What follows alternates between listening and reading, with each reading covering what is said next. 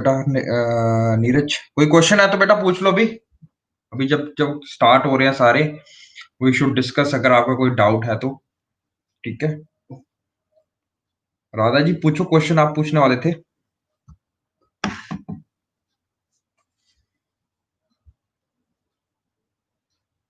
Hello Shivam.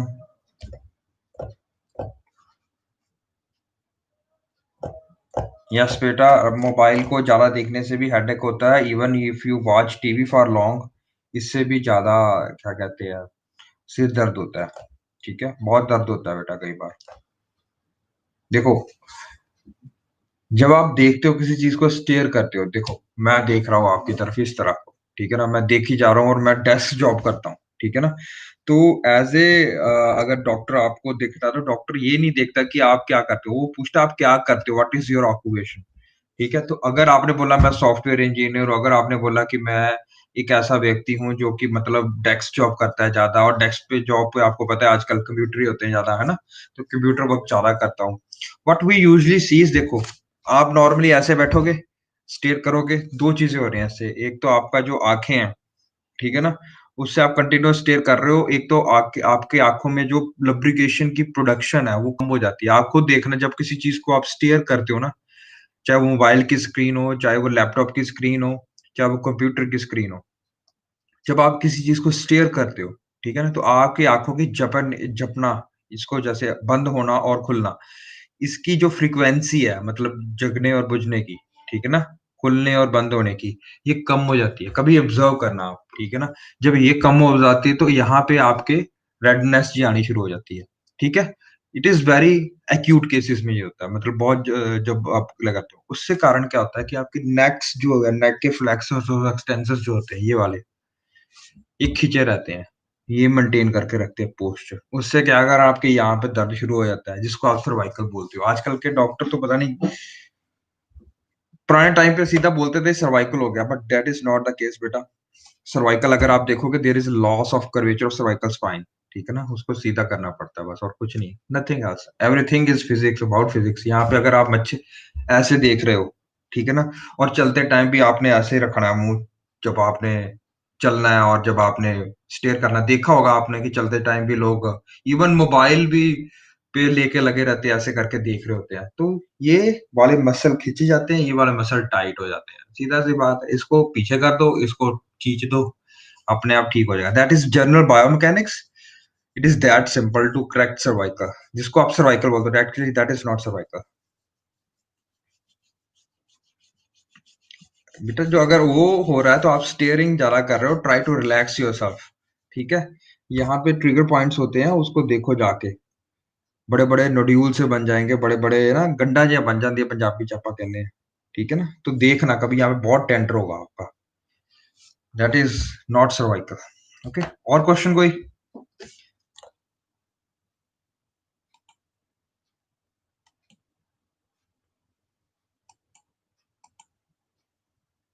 Lakhbir, hello Shehnaaz, Shergill, Shehnaaz,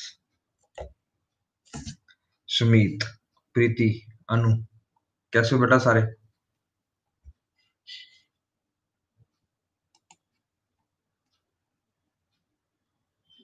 बेटा posture ठीक होता है, पोस्चर ठीक करो। अगर आप बैठे हो तो आपका जो लेंथ होना चाहिए कंप्यूटर का, there should be bigger difference, ठीक है ना। ये नहीं कि आप मंजे पे बैठ के काम कर रहे हो सारा दिन, तो फिर आपका पोस्चर खराब होगा ही होगा। एक डिस्टेंस होता है, आप नेट पे चेक कर लेना, work place, computer work place management, ठीक है। नेट पे जाओ, गूगल जाओ ना, वो आपको सारा बताएंगे कितना इंच का डिफरेंस होना चाहिए, कितनी हाइट होनी चाहिए टेबल की, कितना आपको स्टेयर करना है, कैसे करना है, और कब आपको उठ के जाना है, हर 1 घंटे बाद उठ के आपको रिलैक्सेशन देनी है अपने आप को। बेटा how can I know, Veena Rani, how can I know this? हाँ, this is not the question. मेरे को कैसे पता हो सकता है? कॉल रेनू मैम, ठीक है, he will be better able to guide you. Okay, और कोई क्वेश्चन?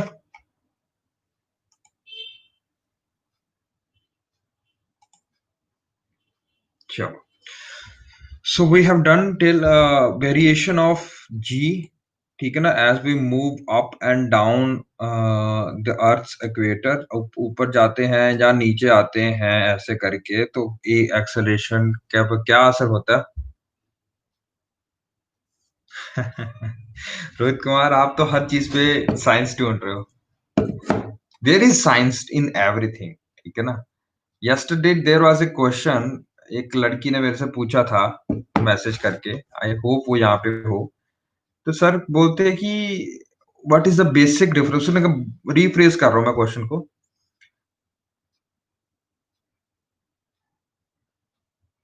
क्या मतलब सभी बोल रहे हैं ग्रुप में, इसीलिए मैं पूछ रही हूँ। ओके, कोई बात नहीं बेटा, but I don't know this, ठीक है ना। You should better ask Renu ma'am, I am just a teacher.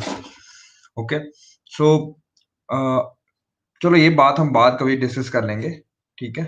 I will address this question, ठीक है। पहले अभी हम कर लेते हैं थोड़ा सा काम, आगे हम बहुत लेट हो चुके हैं। We have done this, we have done this, and we have also done this, ठीक है ना। ये कर चुके हैं हम सारे का सारा काम। ये बताया था ना यूनिफॉर्म मोशन कपल, हम बात करके आ रहे थे।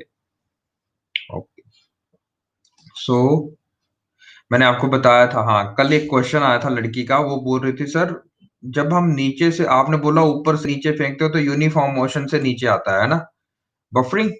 नो बेटा, buffering is not happening on my side, internet connection quality is good मेरी साइड से, क्योंकि ऊपर लिखा आ जाता है मेरे को अगर खराब होता हुआ तो, ठीक है ना। मेरे यहाँ पे अभी सारा कुछ ग्रीन है, ठीक है। सो देख लेना आपकी तरफ से नेट की अगर कोई इश्यू हो तो, ठीक है। सो अगर मैं ऊपर से नीचे फेंकता हूं, तो हमने कल ये वाला किया था कंसेप्ट, याद है? जब ऊपर से अगर कोई बंदा नीचे फेंक रहा है, तो एक बॉल फेंक रहा है without giving it any linear speed, तो हम उसको सिर्फ ऊपर से नीचे फेंक रहे हैं, तो पहले सेकंड में 9.8 मीटर पर सेकंड का क्या मतलब है? 9.8 मीटर एक सेकंड में कवर करेगा, दूसरे सेकंड में इसका डबल कर देगा, तीसरे सेकंड में उससे ज्यादा कवर कर देगा। स्पीड बढ़ रही है, ठीक है, डिस्टेंस भी बढ़ रहा है, तो that means it is linear motion, ठीक है ना। लीनियरली एक्सेलरेटेड ग्राफ होगा ये देखो, यूनिफॉर्मली एक्सेलरेटेड ग्राफ, ये हम कल करके आए थे, याद है जब हमने ये ग्राफ बनाया था। तो सर कोई बच्चे ने मेरे को कल भी पूछा कि सर अगर हम नीचे से ऊपर फेंक रहे हैं तब क्या यही चीज लगेगी? यस बेटा। वॉल्यूम नहीं आ रहा? क्या करो बेटा, तुम्हारे एंड पे जब तुम ज्वाइन करते हो तो म्यूट का बटन अपने आप ऑन हो जाता है कई बार, चेक कर लेना उसको, ठीक है। तो हमने देखा कि भाई जब एक व्यक्ति है जो नीचे से ऊपर बॉल फेंकता है, तो उस टाइम क्या होता है, जब हमने क्रिकेट में भी देखा होगा कि जब थ्रो मारते हैं, प्रेशर वॉल्यूम कट रहा है।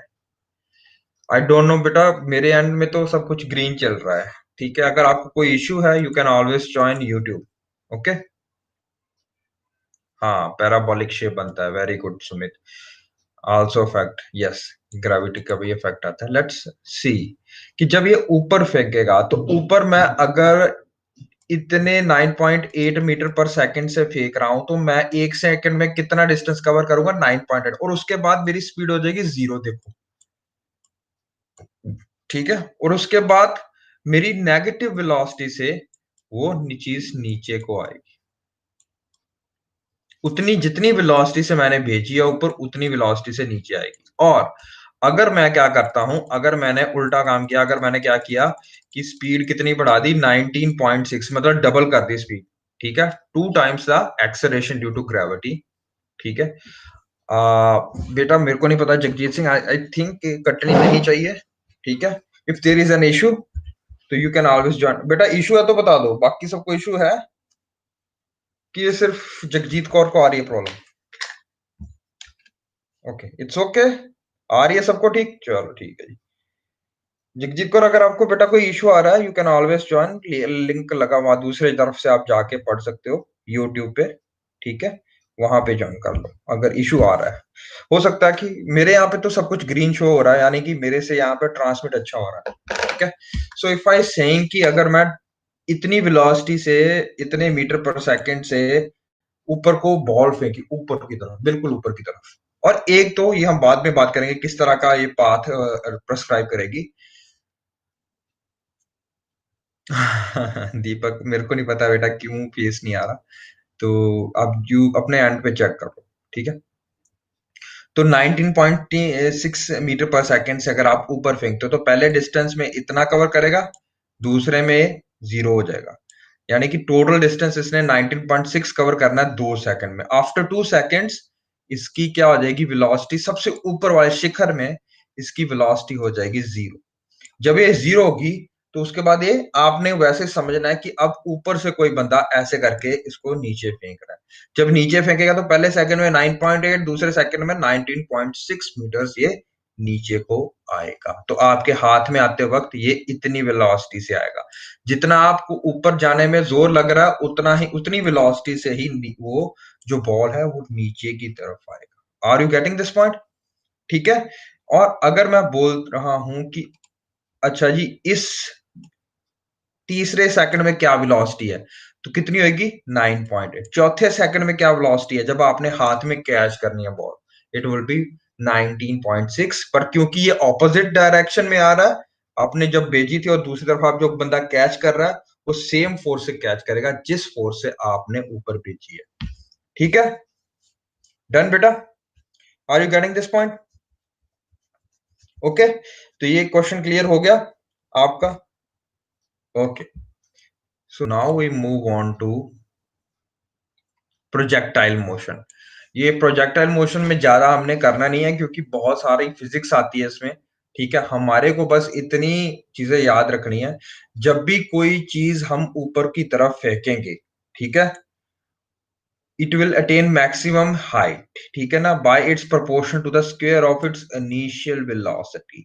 जितना आपने नीचे से ऊपर भेजोगे, जोर से लगा के भेजोगे, उतना उसका स्क्वायर टाइम द वेलोसिटी उसका दूसरी तरफ पहुंचेगी। ठीक है, when object is thrown vertically upward, time taken by reaching at the top is equal to the time taken. ये तो पता ही है, ये सारा कुछ हम करके आए हैं। देखो, कहता है जी जितना टाइम ये ऊपर लेने में लाएगा उतना ही टाइम नीचे लगाने में लाएगा। अगर मतलब ऊपर जाने में 2 सेकंड लग रहे हैं तो 2 सेकंड आपको वापस आने में भी लगेंगे, तो टोटल टाइम कितना लग रहा है? Double, 2 times. ठीक है ना, तो अगर 2 सेकंड ऊपर जाने में लग रहा है, 2 सेकंड नीचे आने में लग रहे हैं, यही यहाँ पे लिखा हुआ है। ठीक है ना, velocity of a body falling from a height h on reaching the ground is equal to the velocity by which it is projected vertically upwards to reach the same height. Hence the velocity at any point in same is the same as a downward velocity। ये सारा कुछ करके आए, इसी जगह पे सारा कुछ लिखा हुआ। देखो इस एग्जांपल में ही, लेट मी रिमूव इट। वो कह रहा है कि अगर मैं नीचे से एक वेलोसिटी ऊपर की तरफ भेजता हूं, ठीक है ना, किसी भी, अगर 19.6 छोड़ के मैं 7.4 भेज रहा हूं ऊपर, तो एक एंगल, एक टाइम ऐसा आएगा जब ये वेलोसिटी हर सेकंड के बाद रिड्यूस होती रहेगी और 0 पहुंच जाएगी, क्योंकि एंटी ग्रेविटी जा रही है, आपको पता है। ठीक है, जब ये 0 हो जाएगी तो जब नीचे आते वक्त इसकी वेलोसिटी क्या होएगी, उसी तरह से बढ़ेगी। पहले 0, फिर 9.8, फिर 19.6, सेकंड सेकंड में, थर्ड सेकंड में कितनी पहुंचेगी? 27.4। लग रहा है समझिए, डन। तो यही चीजें वो यहाँ पे बोल रहा है, वर्टिकल प्रोजेक्टाइल, ये वर्टिकली प्रोजेक्टाइल मोशन है। ठीक है ना, फ्री फॉल वाला मोशन है। ओके, तो बायोमैकेनिक्स बहुत अच्छा रोल, आज ही मैंने आपको बायोमैकेनिक्स के बारे में भी बताया कि बायोमैकेनिक्स क्या होती है। आप देखते हो, बायो मतलब इट्स लिविंग, मैकेनिक्स मतलब उसका जो चलने का नाम होता है। अगर फिजिक्स का आप यूज करते हो, यस, यूनिवर्सल में ग्रेविटी 0 नहीं, यूनिवर्स में तो बहुत बड़ी चीज हो जाती है। यूनिवर्स में तो बहुत सारे प्लैनेट, स्टार्स आते हैं हमारे पास, गैलेक्सीज आती है हमारे पास। आप ये बोल सकते हो सर वैक्यूम में, वैक्यूम मतलब वो चीज होती है स्पेस, स्पेस में ग्रेविटी 0 हो सकती है, यूनिवर्स में ग्रेविटी का कोई कंसेप्ट नहीं। ठीक है, यूनिवर्स तो बहुत बड़ी चीज है, स्पेस में यस। ओके, तो बायोमैकेनिक्स का बात है, आपको मैंने बताया भी था कि जैसे ये भागना, अगर आपने 100 मीटर भागना है तो उसके कई तरीके आते हैं भागने में। तो आपको देखा होगा एथलीट्स पहले बंड होते हैं, फिर वो ऐसे करके एक पोजीशन बनाते हैं, जैसे उनको सिग्नल मिलता है भागने का, फिर वो भागते हैं। फर्स्ट सेकंड मतलब 5 फर्स्ट 2-3 सेकंड्स के लिए उन्होंने कैसे भागना है उनको सिखाया जाता है, उनको ट्रेन कराया जाता है। नहीं तो एंड तो उनका काम तो 10 सेकंड में खत्म हो जाता है। ठीक है, ठीक है, 10 सेकंड या 12 सेकंड में भी खत्म हो जाता है। 100 मीटर आप पार कर लेते हो, एथलीट एक कार आराम से पार कर लेता है। बट एक जो बायोमैकेनिक्स वाला बंदा होता है हमारे पास, वो आपके क्रिकेट वाला भी देखो ना, क्रिकेट वाले में भी एक बायोमैकेनिक्स स्पेशलिस्ट होता है, फिजियोथेरेपिस्ट होता है। ठीक है? उनका काम यही होता है बेटा कि आपको चोट ना लगे, जो भी आपका रन अप है, जो भी आपने बॉलिंग ले रहे हो, आपका रन अप है, आप फास्ट बॉलर हो, तो वो कैसे आपका बॉलिंग पावर सुधार सके। जैसे जसप्रीत बुमराह की एग्जांपल देता हूँ, या आपको एग्जांपल देता हूँ मुथाया मुरलीधरन की। डॉक्टर मुथाया मुरलीधरन और एक और है मल्ले वैसे लसित मलिंगा। इन सबके बारे में सुना आपने? लसित मलिंगा, मुलायम मुरलीधरन, ठीक है? और बुमराह, ठीक है ना? तो इनके ऊपर बहुत काम किया जाता है बेटा। आपको तो सिर्फ फिनिश प्रोडक्ट दिखता है। माइकल स्टार्क, बहुत सारे क्रिकेटर्स हैं जो भी माइकल स्टार्क, हाँ माइकल स्टार्क। तो ये जो इनके रन अप लेके आते हैं और इतने साल 15-20 साल ये लगे रहते हैं मोस्टली। ये जो पहले फास्ट बॉलर होते थे उनका 10 साल या 12 साल ही होता था कि 12 साल बाद उनको कोई चोट ना चोट लग जाती थी। लेकिन अब क्या हो गया कि बहुत ज्यादा रिसर्च हो रही है इस चीज पे, ठीक है? कि किस तरह से वो अपने एंगल को मोड़ते हैं। हर एक पॉइंट पे उनके एंगल का चेक किया जाता है कि कितना शोल्डर मोड़ते हैं, कितना एल्बो मोड़ते हैं, कितना रिस्ट को मोड़ते हैं, ठीक है ना? ये सारी चीजों पे बहुत जा वर्क होता है। यस।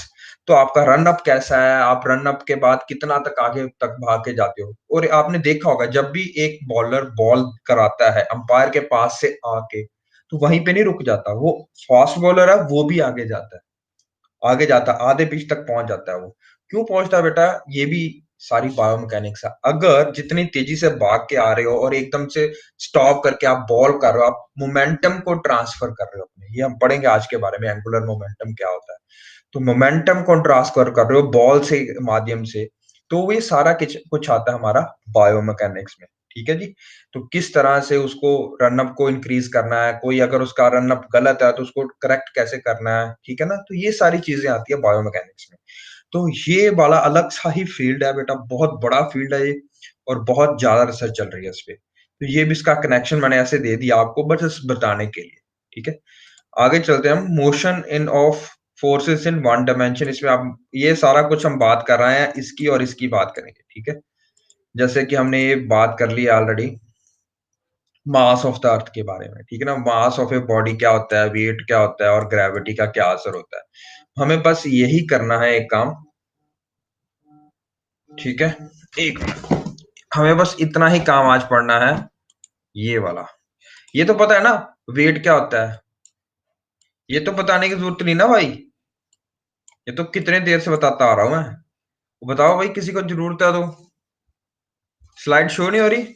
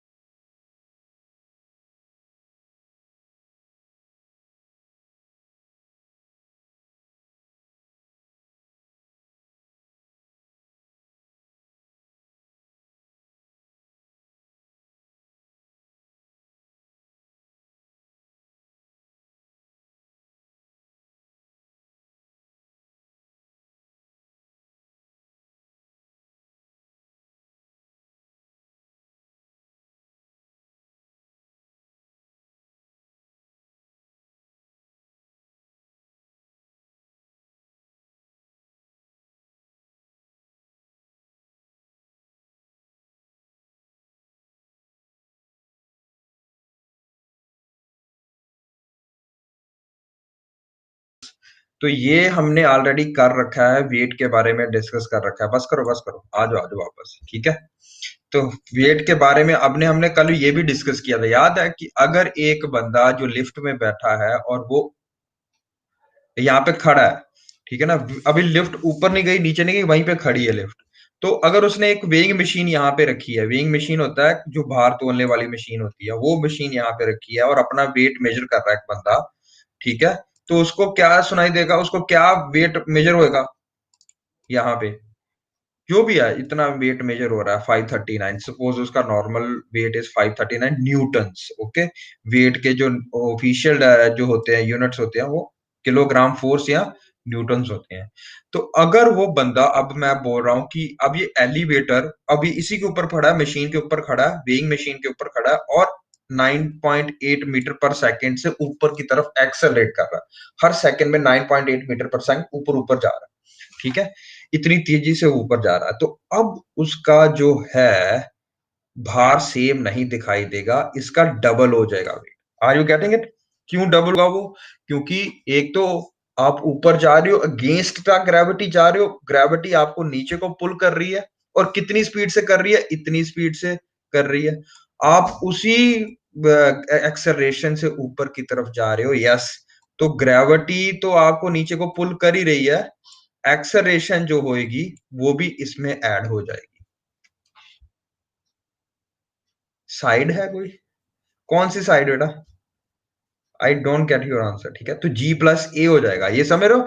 तो हमेशा जब आप ऊपर की तरफ जाते हो, एक एलिवेटर से ऊपर की तरफ जाते हो, थोड़ा सा आपको लगता है कि मेरा जैसे ना भार एकदम से बढ़ गया। ऐसा क्यों होता है? क्योंकि ग्रेविटी भी नीचे को एक्ट कर रही है, एक्सेलरेशन जो ऊपर की तरफ प्रोड्यूस हो रही है वो नेगेटिव एक्सेलरेशन है, ठीक है ना?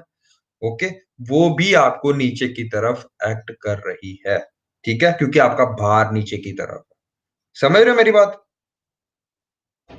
Everybody is getting this? Okay okay. आपको ये बात यहाँ पे, सॉरी, ये पॉजिटिव होती है एक्सेलरेशन, जब हम नीचे से ऊपर जाते हैं, ऊपर से नीचे आते हैं नेगेटिव एक्सेलरेशन होती है। कैसे? ये देखो, मैंने बताया भी था आपको, ये देखो, जब कोई बॉडी, आपने एक गेंद को ऊपर फेंका तो यहाँ पे देखो प्लस नहीं आ रहा था, यहाँ पे प्लस आ रहा है, देखो यहाँ पे प्लस आ रहा है, देखो। और जब ये जीरो होके फिर क्या हो रही है? नेगेटिव आ रही है, नेगेटिव आ रही है। तो ये देखो, लग रहा है समझ? ये देखो, ये नेगेटिव आ रही है। Let me remove it first of all. Yes बेटा। तो ये जब ऊपर जा रहा है, जब भी मैं बॉल ऊपर फेंकूंगा तो ग्रेविटी हमेशा प्लस में रहेगी, ठीक है? और जब मैं, सॉरी, एक्सेलरेशन हमेशा प्लस में रहेगी, ठीक है? और जब मैं इसको नीचे को कर रहा हूं तो आपने जी की वैल्यू नेगेटिव लेनी है, ठीक है? ये देखो, लग रही समझ?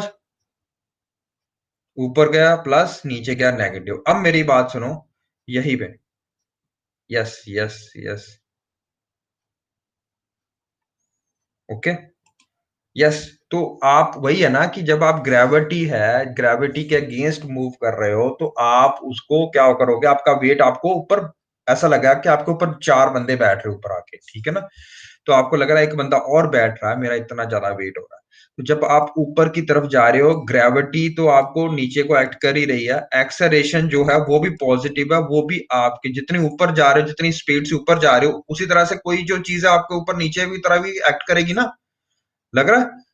Newton's third law, Newton's third law में हमने पढ़ा था, जैसे कोई ऑब्जेक्ट ऊपर जाता है, ठीक है ना, अगेंस्ट द ग्रेविटी मूव करता है, कोई नेगेटिव फोर्स उसके नीचे भी लगती है। एक तो वेट लग रहा है उसका, और जितने एक्सेलरेशन से ऊपर मूव कर रही है वो एक्सेलरेशन भी यहाँ पे ऐड होएगी। जब ऐसा होता है बेटा, तो कौन सी हमारा जो वेट है एकदम से इस तरह से बढ़ जाता है, ठीक है? ओके। और दूसरी कंडीशन में है जब एक्सेलरेशन जो है, एक्सेलरेटर है जो, मतलब जो आपका लिफ्ट है, वो नीचे की तरफ आ रही है, और कितनी स्पीड से आ रही है? इतनी स्पीड से ही आ रही है। ओके। तो आपका क्या वेलोसिटी होगी? 9.8 जी की वेलोसिटी है, माइनस 9.8 किसकी वेलोसिटी है? आपका नीचे आने का कैसा? जब नीचे आते हो तो जो एक्सेलरेशन होती है वो माइनस में आती है, देखो। तो जब इन दोनों को ऐड करोगे, आंसर क्या आएगा? जीरो। तो zero newton is your weight, it is not your mass. Okay, ये बहुत इंपॉर्टेंट कंसेप्ट है। तो weight can be equal to zero, but mass can not be equal to zero. ये समझ लग गया? डन। तो आपका ये थोड़ा कि आप विलुप्ति हो जाओगे, ठीक है? तो आपका मास जीरो नहीं होता, आपका क्या होता है, वेट जीरो होता है। तो आपको ऐसा लगता है कि आप हवा में तैर रहे हो। ठीक है जी, डन। अगर आप 9.8 मीटर पर सेकंड से नीचे की तरफ मूव करोगे तो। ठीक है, तो फ्री फॉल एंड वेटलेसनेस में हमने ये पढ़ा है। आगे चलते हैं हम। हाँ जी, कैलकुलेटिंग फोर्स भी हमने कर लिया था, ये नहीं करना हमने। हाँ, अब हम एक इंपॉर्टेंट टॉपिक करने जा रहे हैं, फ्रिक्शन। आज हम काफी कुछ कवर करेंगे, वी विल, थोड़ा लंबी क्लास ही होगी। ठीक है, प्लीज बियर विद मी। तो फ्रिक्शन पढ़ेंगे, फ्रिक्शन के टाइप्स पढ़ेंगे, फ्रिक्शन की एप्लीकेशंस पढ़ेंगे। यूपीएससी में फ्रिक्शन बहुत प्यार करती है, फ्रिक्शन। ठीक है ना, तो क्वेश्चन 2-3 बार पूछे गए हैं, 2018 में भी, 2016 में भी, और 2011-12 में भी एक बार पूछा गया इसमें क्वेश्चन। तो we will deal with it accordingly. So और ये क्या पूछा गया क्वेश्चन, वो एग्जैक्टली मैं आपको पेपर में डालूंगा जब आपका टेस्ट होगा। ठीक है, अभी के लिए आप बस इस कंसेप्ट को समझने की कोशिश करो।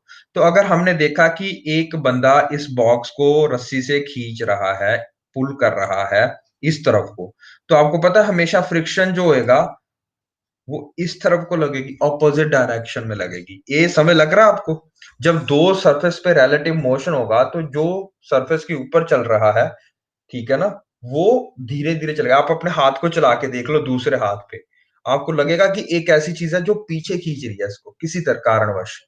वहीं पे अगर आप तेल लगा लो दोनों हाथ पे, सरसों का तेल लगा लो, तब क्या होता है, आसानी से चले जाता है ये चीज।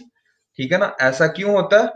बिकॉज ये हम आगे भी जाते पढ़ेंगे, रिडक्शन जो होता है, वो जो ऑयल होता है वो क्या कर देता है, ये यहाँ पे फिल अप कर देता है और फ्रिक्शन को डिक्रीज कर देता है। Very good Jaydeep. तो हमें अगर यहाँ पे देखें तो बॉक्स भी सिंपल है, अगर देखें तो बॉक्स भी पतला है और जो सरफेस है वो भी सिंपल है। ठीक है ना, स्क्वायर शेप किया है, बिल्कुल सिंपल है। बट अगर हम उसको माइक्रोस्कोपिक लेवल पे देखते हैं, इसी चीज को अगर आप माइक्रोस्कोपिक लेवल पे देखो, माइक्रोस्कोप के अंदर देखते हो, घर्षण, हाँ घर्षण को देखते हो, तो आपको इस तरह में देखने को मिलता है। ठीक है ना, कि एक जो सर्विस है ऊबड़ खाबड़, दूसरी सर्विस ऊबड़ खाबड़ के ऊपर चल रही है। ठीक है ना, तो इसी कारण जो है, इसी कारणवश घर्षण होती है, इसी कारणवश फ्रिक्शन होती है। हाँ जयदेव, गुड, ओके। आवाज गई? मेरी आवाज तो है बेटा अभी तक। You can always check, okay. तो force of friction is a contact force. Contact force मतलब अगर कोई ऑब्जेक्ट दूसरी सरफेस के संपर्क में आएगा तभी ही उस पे ये फोर्स लगेगी। अगर वो सरफेस पे कांटेक्ट में नहीं है, हवा में है, तो इस पे ये फोर्स नहीं लग रही है। Are you getting this? Okay. तो force of friction is a contact force.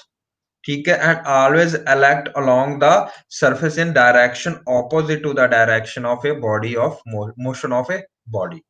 ठीक है, ये समय लगी बात आपको कि ये कहां पे लगेगी, ये वहीं पे लगेगी जहां पे आपका फ्रिक्शन ऑफ फोर्स, जो मोशन ऑफ द बॉडी अगर इस तरफ को जा रहा है तो ऑपोजिट डायरेक्शन में आपको लग रही है। Radha, you can always join through YouTube बेटा, यूट्यूब पे आ जाओ राधा जी, कोई चक्कर नहीं। इसीलिए मैं अपनी क्लास में यूट्यूब तो ऑन कर ही देता हूँ, आपको पता है कई बार कनेक्शन अच्छा नहीं आता सुबह सुबह। Okay, okay. तो फ्रिक्शन जो होती है, एक तो मोशन के ऑब्जेक्ट को जो है वो अपोज करती है। अपोज मतलब अगर इस तरफ जाना चाह रहा है तो इसको रोकने की कोशिश करेगी। ठीक है, दूसरा वियर एंड टियर कॉज करती है, ये भी आपने देखा होगा। वियर एंड टियर कॉज करती है, कैसे कॉज करती है वियर एंड टियर, बताओ। आप जो जूते पे चलते हो, जो जूता आपने देखा होगा और आपने 1-1.5 साल अगर उस जूते को अच्छे से डाला हुआ है, ठीक है ना, आप खुद देखोगे तो उसके तलवे जो होते हैं ना वो घस जाते हैं। वो क्यों घसते हैं? अगर देयर इज नो फ्रिक्शन तो वो घसने नहीं चाहिए। तो इसीलिए वो घसते हैं, क्योंकि देयर इज ए फ्रिक्शन जब आप रोज उसका यूज करते हो। ठीक है ना, कोई बात नहीं नूर बेटा, if there is a problem always you can, मेरी तरफ से बिल्कुल ठीक चल रहा है नेट। तो आप यूट्यूब पे चले जाओ, वहां पे कोई इशू नहीं आ रहा है ना, यूट्यूब वालों ठीक चल रहा है ना तुम्हारा सब कुछ? Yes, okay. यूट्यूब वालों ठीक चल रहा है? बताओ बताओ, गुड। तो आप यूट्यूब पे चले जाओ बेटा, वहां पे भी लाइव लेक्चर है, वहां पे भी मैं उनकी बात भी सुनता हूँ ना तुम्हारी बातें, करता हूँ ना बात तुमसे। Okay okay okay. तो ये चीज़ होती है बेटा। Are you getting it? Okay, ठीक है जी, आगे चलते हैं। तो एक तो वियर एंड टियर होती है, और जिससे कि मैकेनिकल एनर्जी लॉस होती है, we will deal with it. but then it is only due to friction that we are able to walk, drive and stop the moving vehicle। आप देखते हो कि एक कार जो 80 की स्पीड पे जा रही है, एकदम से आगे कोई ऑब्स्टेकल आती है, एकदम से अगर कोई आदमी आ जाता है सामने, आप ब्रेक लगाते हो और एकदम से ब्रेक लग जाती है within a meter. 1 meter में ही आपकी गाड़ी पूरी की पूरी जो इतनी तेजी से चलती आ रही होती है, वो एकदम से रुक जाती है। आपको धक्का जरूर लगेगा, पर वो रुक जाती है। टायर भी सर फ्रिक्शन के कारण घिसता है। यस, बिल्कुल, बिल्कुल, बिल्कुल आर्नोल्ड, बहुत सही बेटा, बिल्कुल ठीक है। आपने ये भी देखा होगा, जो आप टायर है वो बदलवा देते हो हर 40 या 60,000 किलोमीटर चलने पे। वो क्यों बेटा? क्योंकि इतनी बार ब्रेकें लगती हैं, वो जब भी ब्रेक लगती है तो एक घर्षण पैदा होता है, एक नेगेटिव फोर्स पैदा होती है, जिसको हम फ्रिक्शन बोलते हैं, और इसी के कारण वो घिसती रहती है। ठीक है? हर जगह पे आप फिजिक्स की एप्लीकेशन देखोगे। बट ये हमें जरूरी भी है, इसीलिए इसको नेसेसरी इवल का नाम दिया जाता है। ये देखो लिखा ना, नेसेसरी इवल। नेसेसरी इवल इसलिए बोला जाता है इसको, क्योंकि अगर ये नहीं होगी, सोचो जहां पे घर्षण नहीं है, जहां पे फ्रिक्शन नहीं है, वहां पे आप चल नहीं सकते बेटा। अब मैंने खुद देखा, जब मैं कनाडा गया था तो वहां पे बर्फ पड़ी हुई थी। तो वहां पे मैंने जाके देखा कि जब मैं अपने यहाँ पे, मैं कल भी एग्जांपल दी थी कि जो शूज मैं यहाँ से खरीद के गया था, बहुत अच्छे पूमा के शूज खरीदे थे मैंने। तो वहां पे मैं गया तो मैं तो कमला हो गया यार, 2-3 बार गिर गया मैं बुरी तरह से। वॉकिंग जा रहा था पेवमेंट पे, वहीं पे गिर गया 2-3 बार। तो यहाँ पे तो इंडिया में तो आपको कोई हेल्प करने आ जाता है, बाहर वाले लोग हेल्प नहीं करते। वो कहते हैं, वो पूछते हैं आपसे कि मैं हेल्प करने आऊं आपसे। तो मैंने कहा नहीं भाई, उठ जाता हूँ अभी आपने आपसे। तो ये चीज होती है कि जब वहां पे इतना ज्यादा स्लिपरी होगा तो आप चल ही नहीं पाओगे। तो अब वहां पे आपने देखा भी होगा कि जब पानी बारिश हुई होती है या जब आइस होती है, तो जो हमारे पहाड़ी पहाड़ी वाले इलाके हैं, वहां पे ट्रैफिक का बहुत बुरा हाल हो जाता है, क्योंकि वहां पे ब्रेक नहीं लगती। जब आइस जम जाती है आपके रोड्स पे, तो वहां पे फ्रिक्शन बिल्कुल कम हो जाती है। अब फ्रिक्शन, आप जब आगे की जाना कोशिश करोगे, आप चलोगे नहीं, आप घसीटे जाओगे वहां पे, है ना? तो इसीलिए हमें इसका बहुत ज्यादा उपयोग भी है। इसीलिए हम बोलते हैं कि कांटेक्ट जो सर्फेसिस होती हैं, उसी में फ्रिक्शन होती है, उसी पे चलना आसान होता है। हाँ, इसका नेगेटिव इफेक्ट होता है कि घिस जाती है वो चीजें। ठीक है? और बहुत ज्यादा मैकेनिकल एनर्जी आप वेस्ट भी करते हो। ठीक है? तो आप ये देखना फिर, ठीक है ना, कि आपका जो तलवे या जो शूज हैं वो घिस जाएंगे पूरे के पूरे। ऐसा क्यों होता है? Again due to friction. But ये इंपॉर्टेंट रोड है, ये इंपॉर्टेंट कंसेप्ट है, क्योंकि अगर ये नहीं होगी फ्रिक्शन, तो हमारे लिए चलना भी आसान नहीं होगा, हम आगे मूव भी नहीं कर पाएंगे। इसलिए फ्रिक्शन होनी चाहिए हमारे पास। ठीक है? अब जो फ्रिक्शन के हैं बेटा, वो दो प्रकार होते हैं। एक का नाम है, लेट मी यहाँ पे राइट, एक का नाम है स्लाइड। क्या नाम है बताओ, किसी को पता है? STATIC, फ्रिक्शन, दिख रहा है बेटा? और दूसरे का नाम है काइनेटिक फ्रिक्शन। इन दोनों को समझना, नहीं नहीं नहीं नहीं, काइनेटिक फ्रिक्शन में आता है वो सारा कुछ होगा। ठीक है? Kinetic friction and static friction. ठीक है? ये दो प्रकार की मोशन ही होते हैं फ्रिक्शन के हमारे पास। आगे बढ़ेंगे, रोलिंग और स्लाइडिंग इसी का पार्ट होता है काइनेटिक का। ठीक है? कोई बात नहीं बेटा, यहाँ पे लगाया मैंने, दिख रहा है बेटा सबको? दिख नहीं रहा? सोफिया बताओ बेटा, दिख रहा है बाकी सबको?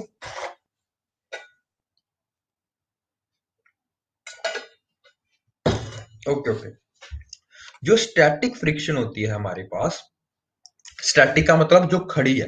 खड़ी है मतलब जब कोई चीज यहाँ पे पड़ी है, अगर ये मेरे हाथ में मोबाइल पड़ा है, ठीक है, तो यहाँ पे क्या है? फ्रिक्शन है। और ये फ्रिक्शन है स्टैटिक फ्रिक्शन। जब मैं इसको जोर लगा रहा हूं तो ये देखो मूव नहीं हो रहा, मूव नहीं हो रहा, मूव नहीं हो रहा। एक ऐसा एंगल आएगा जब ये मूव होना शुरू हो जाएगा। जब ये मूव हो गया, जब तक तो ये खड़ा है तब तक इसके ऊपर स्टैटिक फ्रिक्शन लगेगी। जैसे ये थोड़ा सा भी मूव हुआ, इसके ऊपर अब लगेगी हमारी काइनेटिक फ्रिक्शन। ठीक है जी? कौन सी लगेगी? Kinetic friction. एक होती है स्टैटिक फ्रिक्शन, एक होती है काइनेटिक। काइनेटिक फ्रिक्शन के आगे दो प्रकार होते हैं, ठीक है। एक होता है स्लाइड करना, एक होता है रोल करना। तो अगर ये चीज इस पे मेरे हाथ में पड़ी है, मोबाइल मेरे हाथ में पड़ा है, ये आगे की तरफ जा रहा है, तो ये स्लाइड कर रहा है। आप इसको क्या बोलोगे? स्लाइड। स्लाइडर नहीं होते लाइक दिस। ये देखो एसी का जो है मेरे पास है, लेट मी शो यू। ये देखो एसी का है, अब ये स्लाइड हो रहा है इसके अंदर, ये है स्लाइडिंग फ्रिक्शन। जो यहाँ पे फ्रिक्शन लगेगी दैट इज स्लाइडिंग फ्रिक्शन, ठीक है। रोलिंग फ्रिक्शन आएगी जब ये गोलाकार होता है, ठीक है। यहाँ पे अब मेरे हाथ में जब ये चल पड़ेगा, पहिया चलता है, तो ये कौन सा है? फ्रिक्शन है। ये है कौन सी फ्रिक्शन है? Rolling friction. रोलिंग फ्रिक्शन और स्लाइडिंग फ्रिक्शन किसके प्रकार है? काइनेटिक एनर्जी के प्रकार है। किसके प्रकार है? काइनेटिक फ्रिक्शन के फ्रिक्शन के प्रकार है। आर यू गेटिंग दिस बेटा? समय लग रहा? काइनेटिक फ्रिक्शन, ठीक है जी। एक चीज आपने और ऑब्जर्व की होगी, जब आप गाड़ी को धक्का लगाते हो, पहले मेरे बात सुनो, तो जोर कब लगता है आपका ज्यादा? जब गाड़ी पहली बार आप धक्का लगाते हो, या जब गाड़ी चल पड़ी है उसके बाद भी धक्का लगा रहे हो? आपने लगाए होंगे किसी को धक्का, जबकि बोला होगा आपको किसी ने, यार मेरी गाड़ी खड़ी होएगी है ना, तो धक्का मार दे प्लीज। तो आपको पहली बार में धक्का मारना आसान लगता है, कि जब एक बार वो चल पड़ी उसको बाद में धक्का मारना? पहली बार में। यू आर रेडी करना, ये हर जगह पे है देखो। अब ये एग्जांपल भी आपकी फिजिक्स में है, ठीक है। तो फिजिक्स में क्या कहती है? फिजिक्स बोलती है जब एक गाड़ी यहाँ पे खड़ी है, देखो, अब इसको मैं जोर लगा रहा हूं, जितना भी जोर लगाऊंगा ये मूव नहीं होगी, तो मेरे को ज्यादा जोर लगाना पड़ेगा। एक बार अगर जोर लगा दिया, तो फिर अगर इसको मैं स्लाइड करूंगा तो आराम से स्लाइड हो जाता है, ठीक है। तो इसका कारणवश क्या है कि भाई हमारे पास एक ग्राफ आता है, मैं आपको बताता हूं। For this reason the maximum value of static friction होता है जब खड़ी है, उसकी मैक्सिमम वैल्यू आती है, but been a pair of surface in contact will be larger than the kinetic friction, ठीक है जी। ओके, इसका मतलब क्या अभी हम समझते हैं। वेट वेट वेट, ये देखो, ये ग्राफ समय लग रहा है, और ये देखो पहले तो, जब हम यहाँ पे खड़े हैं, एक बॉडी यहाँ पे स्लाइड नहीं कर रही है, अभी खड़ी है, तो आपने कहा कि भाई चार चार फोर्सेस लग रही हैं इसके ऊपर। एक नॉर्मल फोर्स होती है, मैंने आपको बताया, जो कि धरती इसके ऊपर लगाती है, किसके ऊपर? ब्लॉक के ऊपर। और धरती का जो इस बॉक्स का वेट है वो नीचे को एक्ट करता है, उसका नाम क्या है? mg। ये तो समझ लग गया ना? हाँ, ये स्टैटिक है। जब तक इसके ऊपर एक फोर्स एग लग रही है, यहाँ पे मैं इसको खींचना शुरू कर रहा हूं, अभी स्लाइड नहीं हुआ ये, अभी ये खींच रहा हूं एकदम से, बहुत भारी है, मेरे को बहुत जोर लगाना पड़ रहा है। तो मैंने जैसे 5 न्यूटन फोर्स लगाई, तब नहीं ये मूव हुआ। फिर मैंने फोर्स 10 लगाई, तब नहीं मूव हुआ। फिर मैंने 15 लगाई, फिर नहीं मूव हुआ। फिर जब मैं फाइनल एक 25 न्यूटन फोर्स लगाई, इतनी ज्यादा फोर्स लगाई, तब ये धीरे धीरे मेरे को लगा कि अब मूव हो जाएगा। मूव नहीं हुआ, मेरे को लग रहा है अब मूव हो जाएगा। फिर मैं 25 की बजाय 26 लगा दी, ठीक है ना। 26 न्यूटन फोर्स, ये देखो ध्यान से। तो 26 न्यूटन फोर्स लगा दी, तो ये कितना वैल्यू आ गई इसकी? मैक्सिमम वैल्यू आ गई यहां तक। यहां तक मैक्सिमम वैल्यू है, देखो this is the F S max, ठीक है ना। तो जब 25 के ऊपर जितनी भी बार लगाऊंगा, ये 26 न्यूटन लगा दी तो आराम से मूव हो जाएगी, देखो। और जब ये मूव हो जाती है तो ये नीचे आ जाती है वैल्यू। फिर मैं अगर 20 न्यूटन फोर्स भी लगाऊंगा तो आराम से चलती रहेगी गाड़ी मेरी, समझ रहे हो? तो what is 25 Newton limiting friction, यानी कि F S max. Static friction क्या है? ये जब मैं इससे ज्यादा लगाता हूं तो गाड़ी अपने आप किस में चले जाती है? स्लाइड करने में चली जाती है। जब स्लाइड होना शुरू हो जाती है तो कम फोर्स में भी गाड़ी मेरी चलती रहती है। ये समझ लग गया? Limiting friction. Are you getting this point बेटा? Everyone got it? यूट्यूब वालों बताओ,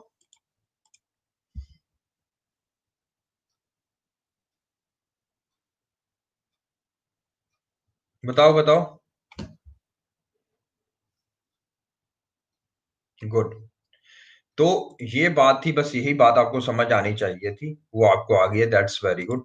तो ये बात समझ लगी कि काइनेटिक एनर्जी के संदर्भ में, कंपैरिजन में, जो स्टैटिक एनर्जी होएगी, स्टैटिक फ्रिक्शन होएगी, क्या क्लियर कर दो बेटा? अच्छा, फोर्स को क्लियर कर दो। एक मिनट, एक minute, sorry sorry sorry. Good. आपको जो फोटो लेनी होती है बेटा, तो मेरे को पहले बता दिया करो, मैं उस स्लाइड को क्लियर कर दिया करूंगा। खींच लो। ओके। तो इसमें भी हमने वही डिस्कस किया था कि भाई जो एफ के क्या है, काइनेटिक फ्रिक्शन, एफ एस क्या है, स्टैटिक फ्रिक्शन। तो स्टैटिक फ्रिक्शन हमेशा ज्यादा होगी बोथ काइनेटिक फ्रिक्शन से, ठीक है ना। काइनेटिक फ्रिक्शन से हमेशा कम होगी काइनेटिक फ्रिक्शन। काइनेटिक मतलब क्या, चीज को ही चलना शुरू कर दिया, ठीक है। जब कोई चीज स्लाइड करना या रोल करना शुरू कर देती है, ठीक है। Yes, limiting static friction. Yes बेटा, श्रुति बिल्कुल सही है। पर वो +1 +2 में आ जाता है, हमें समझने के लिए सिर्फ हम इसको स्टैटिक ही बोलेंगे, ठीक है ना। क्योंकि मेरे को बेटा उनको भी पढ़ना है जिन्होंने आर्ट्स किया हुआ है, ठीक है ना, तो उनको भी कुछ समझ लगनी चाहिए। ओके। तो अच्छी बात है, आपको पता है, ये बहुत अच्छी बात है। बट ये इतने कभी डेप्थ में नहीं आते क्वेश्चन, जस्ट मैं आपको ये बता रहा हूँ इसका फायदा क्या है बस। ओके। तो एफ एस और एफ के क्या है, जब ये आगे मूव होगी तो आसान हो जाएगी इसको मूव करना, या इसको आगे किसी भी डायरेक्शन में मूव करना। बट जब तक इसके ऊपर स्टैटिक फ्रिक्शन लग रही है, ये देखो स्टैटिक फ्रिक्शन लग रहा है, मैं जो लगा रहा हूँ, जो लगा रहा हूँ, जो लगा रहा हूँ, अब धीरे धीरे मूव होना शुरू हो रही है, ठीक है। एक बार ये मूव होगी, फिर मेरे आराम से आगे पीछे हो जाएगी ये गाड़ी, ठीक है ना। कोई बात नहीं बेटा, समझ आने चाहिए। आपका आर्ट्स और रूट्स कोई मैटर नहीं करेगा जब आप एक यूपीएससी आईएएस ऑफिसर बन जाओगे। Okay. Nobody will ask you यार आपने क्या पढ़ा है, ठीक है। अगर आप वहां पे आर्ट्स वाले भी देखना बड़े भर भर के होंगे जिन्होंने सिर्फ आर्ट्स लिया है, सो दैट डजंट मैटर कि आपने साइंस पढ़ा या आर्ट्स पढ़ा, ठीक है। ये समय लग रहा है। No motion, static friction. Sliding motion मतलब ये ब्लॉक अब मूव होएगा इस तरफ को। फ्रिक्शन हमेशा किस तरफ को लग रही है, जिस तरफ अप्लाइड फोर्स है उसके ऑपोजिट, ठीक है ना। अगर फोर्स इस तरफ को लग रही है, फ्रिक्शन हमेशा उल्टी लगेगी। इस तरफ को लग रही है, फ्रिक्शन हमेशा उल्टी लगेगी। रोलिंग फ्रिक्शन, रोलिंग फ्रिक्शन जब किस में आएगा, जब हम उस चीज को गोल आकार बना देंगे।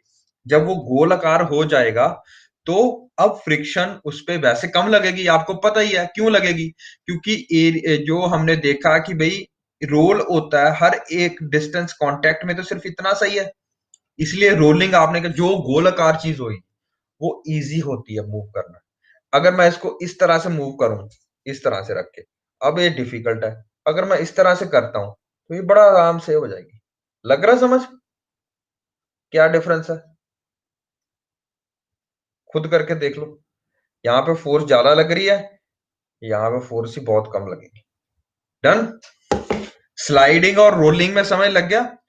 अब मेरे को बताओ फ्रिक्शन अगर मैं लिखूं कि किसकी, अगर ये 3 फ्रिक्शंस आती हैं आपको, स्टैटिक, स्लाइडिंग, रोलिंग, ठीक है ना। तो ये बताओ मेरे को कि ये अगर क्वेश्चन आता है कि कौन सी सबसे ज्यादा है, तो कौन सी सबसे ज्यादा होगी बताओ।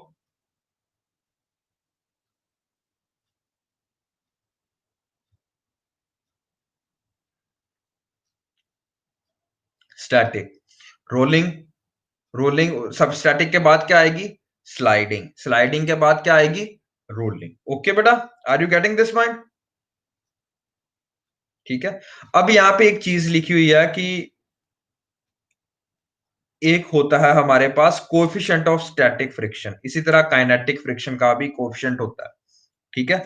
इसका क्या मतलब है कि अगर मैं इसको एक रोड पे चला रहा हूं गाड़ी को, ठीक है ना, चला रहा हूं गाड़ी को, और उस रोड पे बड़ा उबड़ खाबड़ रोड है, ठीक है ना, तो उस पे फ्रिक्शन ज्यादा होएगी कि एक बड़ा स्मूथ चल रहा रोड है, उसके ऊपर मैंने पानी और आइस की एक परत बिछा रखी है, उस पे ज्यादा आसान होगा, ठीक है ना। किस पे ज्यादा आसान होगा, वो भी अभी बात करेंगे। आर्नोल्ड बेटा यार तुम काली बड़ी क्यों बात करते हो, रुक जाओ अभी। जिस पे आइस या जिस पे पानी बिछा होगा वो आसान होगा, उस पे फ्रिक्शन कम होएगी, ठीक है ना। तो ये चीज किस पे और जो उबड़ खाबड़ रोड होगा, टूटा फूटा रोड होगा, उस पे आपको चलाना थोड़ा डिफिकल्ट होगा, ठीक है, उसमें फ्रिक्शन भी ज्यादा होएगी, ठीक है। ऐसा क्यों होता है बेटा? क्योंकि यहाँ पे सरफेस चेंज होगी, ठीक है। सरफेस चेंज होगी। सरफेस का क्या मतलब है? जो चीज पे आप चला रहे हो, एक चीज को दूसरे चीज पे स्लाइड कर रहे हो, एक दूसरे की चीज पे रखा हुआ है, उस इसका भी कंडीशन मैटर करेगी किस तरह का ये परत है, इस किस तरह की सतह है, वो भी मैटर करेगा कि भाई किस तरह का फ्रिक्शन होगा। अगर मैं बात करता हूं, ये देखो मैंने लिखा हुआ है, और ये क्या होता है बेसिकली, ये चीज होती है म्यूएस। ठीक है, frictional force is equal to mu into normal force. Normal force is basically your,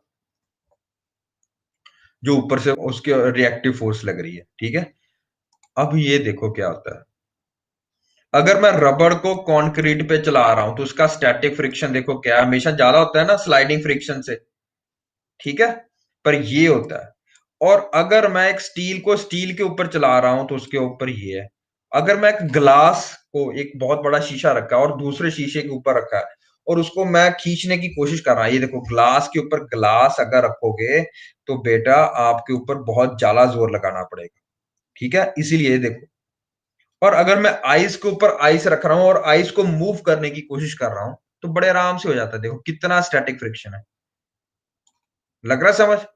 would on would और डिफिकल्ट है, रबर ऑन कंक्रीट और ज्यादा डिफिकल्ट है। समझ रहे हो, हम रबर को कंक्रीट पे, कंक्रीट मतलब अगर आप कंक्रीट की सरफेस पे चलाते हो तो फ्रिक्शन ज्यादा है। लेकिन फ्रिक्शन आपको ज्यादा क्यों चाहिए, तो आप स्लाइड कहां पे होगे, यहां पे या यहां पे, ये बताओ मेरे को। रबर ऑन कंक्रीट और आइस ऑन आइस, ये बताओ। यस, इसका मतलब यही है। समय लग रहा है, बहुत बढ़िया जगजीत कौर और पल्लवी सोडी, वेरी गुड। तो आप पल्लवी सोडी, आपने बिल्कुल सही कहा कि भाई ये डिपेंड करेगा कि कौन सी सरफेस है। अगर और आइस ऑन आइस लिखा हुआ है तो इसका ये कम वैल्यू का मतलब है वहां पे फ्रिक्शन बहुत कम होएगी बेटा। और अगर आप फ्रिक्शन बहुत कम होएगी तो आपका चलाना बहुत डिफिकल्ट है। ठीक है, उस चीज को, क्योंकि वहां पे फ्रिक्शन ही नहीं है। ठीक है, ओके, आइस को आइस के ऊपर स्लाइड करना बड़े आराम से हो जाएगा स्लाइड। लेकिन अगर मैं एक ग्लास है, बहुत बड़ा ग्लास रखा हुआ है, ग्लास पीने वाला ग्लास है नहीं, जो आपका शीशा होता है, शीशे को अगर शीशे के ऊपर रखा होता है तो कई बार देखा होगा वो चिपक जाता है, और बाद में उसको कितना भी जोर लगाओ वो निकलता नहीं है। ठीक है ना, तो ये इसलिए नहीं निकलता बेटा क्योंकि ग्लास ऑन ग्लास पे फ्रिक्शन जो होती है कितनी ज्यादा होती है, देखो। Are you getting my point? Yes, yes, yes Sanket, good. Steel on steel और ज्यादा होती है। ठीक है, ओके, डन। चले आगे, ये समय लग रहा है बेटा, are you getting this point? तो बेसिकली सारा खेल ही फ्रिक्शन का है, हमने देखा। ठीक है, तो अगर फ्रिक्शन है, अगर हम फ्रिक्शन कर रहे हैं तो ये इधर देखो। ठीक है, तो अगर आपने बोला क्या फ्रिक्शन सिर्फ सॉलिड सरफेस से आ रही है, नहीं। फ्रिक्शन, आप एयर में भी फ्रिक्शन होती है और लिक्विड में भी फ्रिक्शन होती है। जब लिक्विड में फ्रिक्शन होती है हम उसको बोलते हैं विस्कस फ्रिक्शन या विस्कस फोर्स। ओके, विस्कस, हमने विस्कोसिटी पढ़ी थी, याद है? जब मैंने आपको बोला था अगर आप एक शहद को यहाँ पे गिराओगे, ऐसे उल्टा करोगे शहद वाली शीशी को और पानी वाले ग्लास को उल्टा करोगे, पहले कौन गिरेगा? पानी वाला ग्लास। ठीक है ना, ये तो आपको बताया था जब विस्कोसिटी करा था। तो लिक्विड्स में जब हम बात करते हैं, तो लिक्विड में बात करते हैं तो हमारे पास आता है विस्कस फ्रिक्शन या विस्कस फोर्स। जब हम एक जहाज की बात कर रहे हैं तो हमने एयर रेजिस्टेंस भी पढ़ा था, याद है? जहाज एक एयर में जा रहा है तो एयर को पीछे फेंक रहा है, वो खुद आगे मूव कर रहा है, तो फ्रिक्शन होएगी है। ठीक है ना, हमने इसकी इसी का फ्रिक्शन का यूज करके एक कंसेप्ट पढ़ा था, याद होगा आपको, टर्मिनल वेलोसिटी का। याद है? टर्मिनल वेलोसिटी कल भी हमने रिपीट किया था वही कंसेप्ट। तो टर्मिनल वेलोसिटी क्यों है बेटा? क्योंकि एयर है। अगर एयर को हटा दो वहां से और ऑब्जेक्ट को नीचे गिराओगे तो वो एक समांतर स्थिति में समांतर स्पीड के साथ, समांतर गति के साथ नीचे गिरेगा। ये समय लग रहा है आपको? सेम वेलोसिटी से नीचे गिरेगा क्योंकि उसको रेजिस्ट करने के लिए कोई फ्रिक्शन है ही नहीं। समझ रहे हो? तो ये फ्रिक्शन ऐसा नहीं है कि सिर्फ धरती पे ही होती है, हवा में भी होती है और पानी में भी होती है। ठीक है जी, लग रहा है समझ? Yes, constant velocity. Are you getting this now? अब आता है हमारे पास जो बेसिकली, हम इससे ज्यादा नहीं पढ़ना, बहुत बढ़िया होता है कंसेप्ट इसका फ्रिक्शन का, पर हमें इतना नहीं पढ़ना है। एक सोचने दो, मेरे के पास है कोई क्वेश्चन, तो let me repeat it. 1 minute बेटा, 1 मिनट टाइम दो।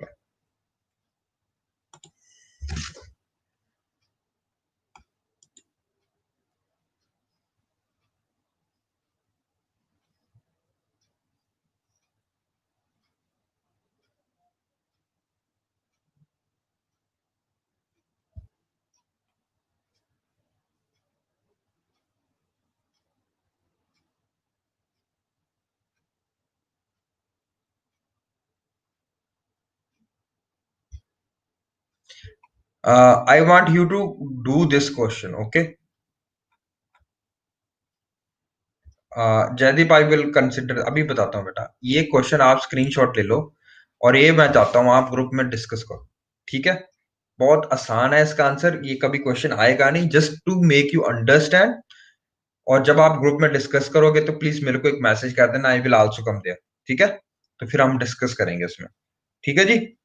मैं चाहता हूं पहले अभी जितना अभी तक पढ़ाया आपको यही फॉर्मूला लगना है, देखो जो आपको करवाया ये वाला फॉर्मूला, ठीक है? वैल्यू सारी दी हुई है, आपको ध्यान से करना, ताकि मैं आपको यहाँ पे एक बहुत इंपॉर्टेंट कंसेप्ट है तभी कराऊंगा जब आप इसका आंसर मेरे को दो, ठीक है जी? चलो, अभी जयदीप सिंह ने बात की है जी सर, जो बुलेट ट्रेन है वो उसके ऊपर फ्रिक्शन का क्या कंसेप्ट है। गुड, फ्रिक्शन उसमें एक कंसेप्ट लगता है, आज लिख लो, मैं यहाँ पे लिख भी देता हूं, बहुत अच्छा कंसेप्ट है वो। उसमें कंसेप्ट आता है, लिख लो, एक मिनट,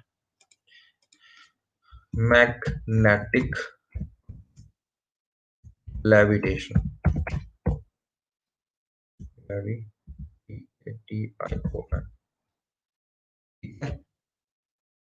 ओके। इस कंसेप्ट के कारण उसमें फ्रिक्शन कम की जाती है। देखो क्या होता है, पटरियों के ऊपर रेल चल रही है, ठीक है ना? तो पटरियों के ऊपर रेल चलने के लिए उसको जो फ्रिक्शन लगेगी, फ्रिक्शन जितनी लगेगी उतना वेस्ट ऑफ एनर्जी होगा। तो हम क्या करते हैं, जैसे ये पटरियां हैं, अब पटरियों के ये है, और सॉरी ये है पटरियां, let me explain it, okay okay. तो ये है, जैसे ये ट्रेन है, इसको ट्रेन समझो फोन को, और ये है, अब पटरियों के ऊपर नहीं पड़ी, पटरियों के ऊपर है, हवा में है। और ये क्यों है देखो, क्योंकि ये नीचे है क्या लगा हुआ, मैग्नेट, और मैग्नेट के ऊपर आप रखोगे ना दूसरा मैग्नेट, ठीक है ना, नेगेटिव वाला, तो वो उसी तरह सस्पेंड हो जाएगा। अब मेरे को मोशन मूव करना है, तो वो मेरा एयर का रेजिस्टेंस मिलेगा मेरे को सिर्फ, और कोई रेजिस्टेंस नहीं मिल रहा। अगर मैं पटरियों के ऊपर रेल को चला रहा हूं ऐसे करके, देखो इस तरह से चला रहा हूं, एक तो मेरे को इसका स्लाइडिंग फ्रिक्शन लग रही है, रोलिंग फ्रिक्शन लग रही है, और दूसरा मेरे को आगे इसके हवा भी है, वो भी तो इसको रेजिस्ट कर रही है। आपने देखा होगा जब आप ट्रेन के सामने से गुजरते हो, एकदम से बड़ा हवा का झोंका आपको आता लगता है आपकी तरफ रेलवे स्टेशन पे। तो दो तरह का फ्रिक्शन है। अब अगर मैं बुलेट ट्रेन चला रहा हूं तो बुलेट ट्रेन इसके ऊपर उठेगी, इसी का नाम है मैग्नेटिक लेविटेशन, ठीक है? जब मैग्नेटिक लेविटेशन होगा तो अब आपके ऊपर नहीं पड़ी, रेल के पटरियों के ऊपर ऐसे ऐसे नहीं पड़ी, इसके ऊपर उठ गई है। जब ऊपर उठ गया तो इसके बीच में दोनों में गैप आ जाएगा, ठीक है? जब गैप आएगा तो इसके ऊपर तो कुछ फ्रिक्शन लगेगी नहीं लिटरली, ठीक है? Done? Are you getting my point Jaydeep? Yes. कम एयर रेजिस्टेंस हो, ज्यादा फ्यूल एफिशिएंसी हो, उसकी जो फ्यूल एफिशिएंसी ज्यादा होती है, इसलिए यहाँ पे उसका यूज किया जाता है। ओके, अब ये क्वेश्चन बहुत आपको आ सकता है पेपर में, और आया भी हुआ पेपर में। रिड्यूस कैसे करते हैं फ्रिक्शन को, अगर इतनी फ्रिक्शन होती है, जैसे अभी एक जयदीप सिंह ने आपको क्वेश्चन बताया था कि सर ये बुलेट फ्रिक्शन का क्या कंसेप्ट है, उसी तरह से अगर आप एक एक्सल को देखो ध्यान से, आपने देखा होगा, कभी पहिया चलता देखा आपने साइकिल का, ठीक है ना? जो पहिया चलता है ना, लेट मी शो यू मेरे पास है एक, वो आगे में एंगुलर मोमेंटम कराना था, उसके लिए रखी हुई थी मैंने slide, let me show you, एक है मेरे पास, हाँ, कंट्रोल सी, वीडियो चलेगी बेटा, अभी देखना, बस छोटी सी वीडियो है, 1 मिनट, सॉरी। ध्यान से देखना इसको। देखो, अभी बंदा क्या कर रहा है, देखो ध्यान से। ये जो इसके बीच में जॉइंट है ना, देखो ये डंडा सा लगा हुआ है, और डंडा जैसा लगा हुआ है, और इसके बीच में बॉल्स पड़ी होती हैं, ठीक है। तो मैं क्या बोलना चाह रहा हूं, मैं आपको ये वाला कंसेप्ट कराना चाह रहा हूँ, ये देखो ध्यान से। अगर सिर्फ डंडा है और ये ब्लॉक लगा हुआ मेरे उसके ऊपर, ठीक है, एक्सल जिसको बोलते हो, ठीक है ना। ये छोटी छोटी बॉल्स भी होती हैं, ये हमारे को दिखाई नहीं देती। अगर ये नहीं होती तो इसमें बहुत ज्यादा फ्रिक्शन होती। यही कंसेप्ट आपको समझना, ध्यान से देखना, इसी वीडियो को ध्यान से देखना।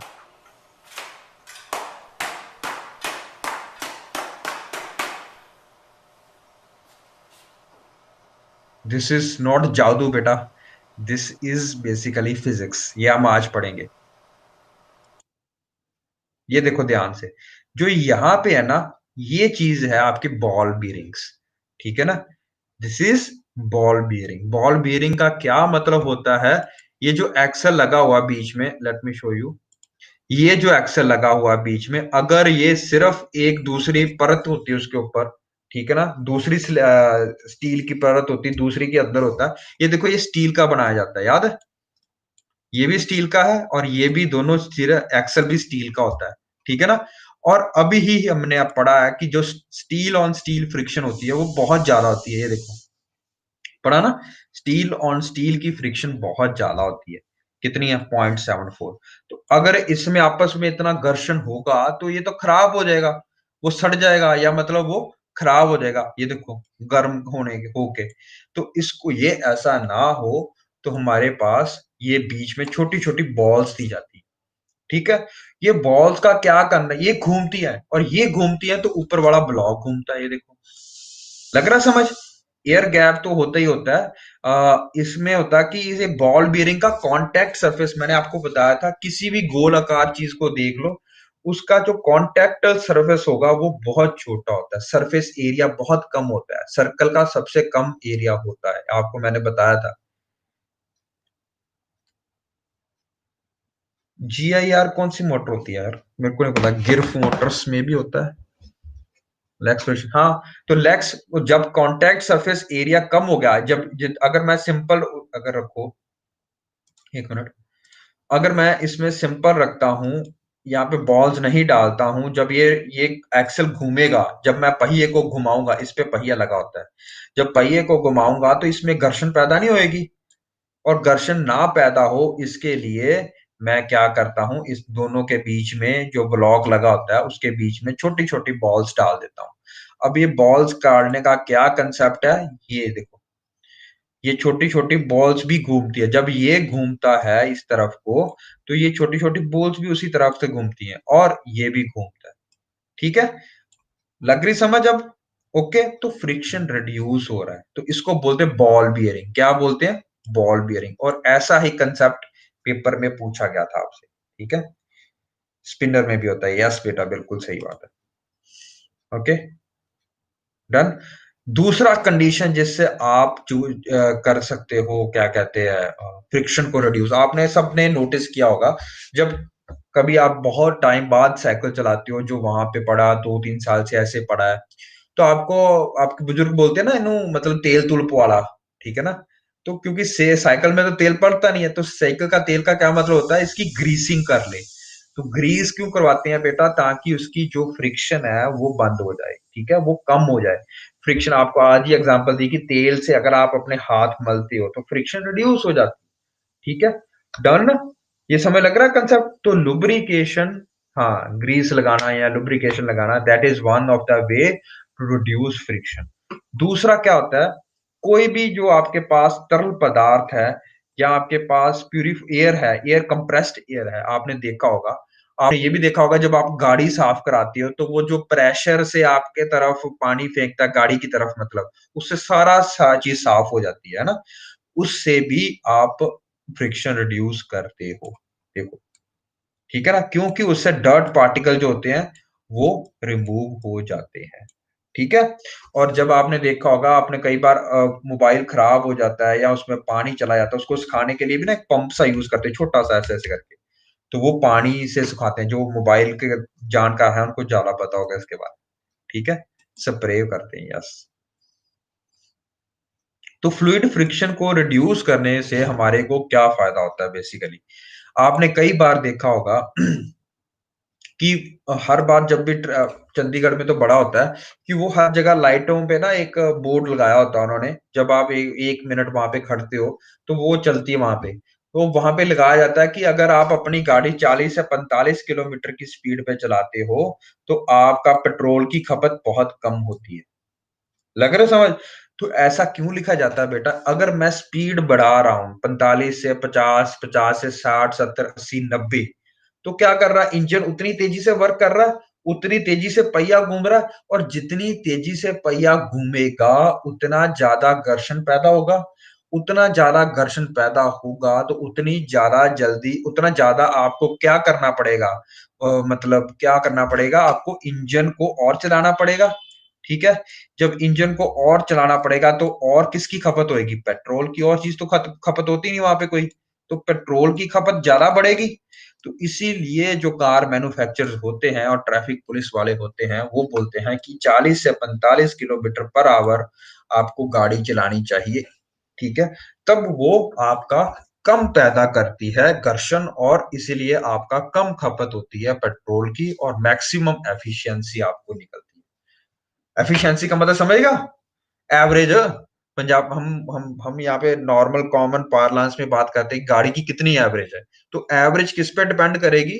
जब आप गाड़ी को एक टर्म समान तरीके से चलाओगे, 40 से 45 हो गया या 90 से 90 तक हो गया, है ना एवरेज।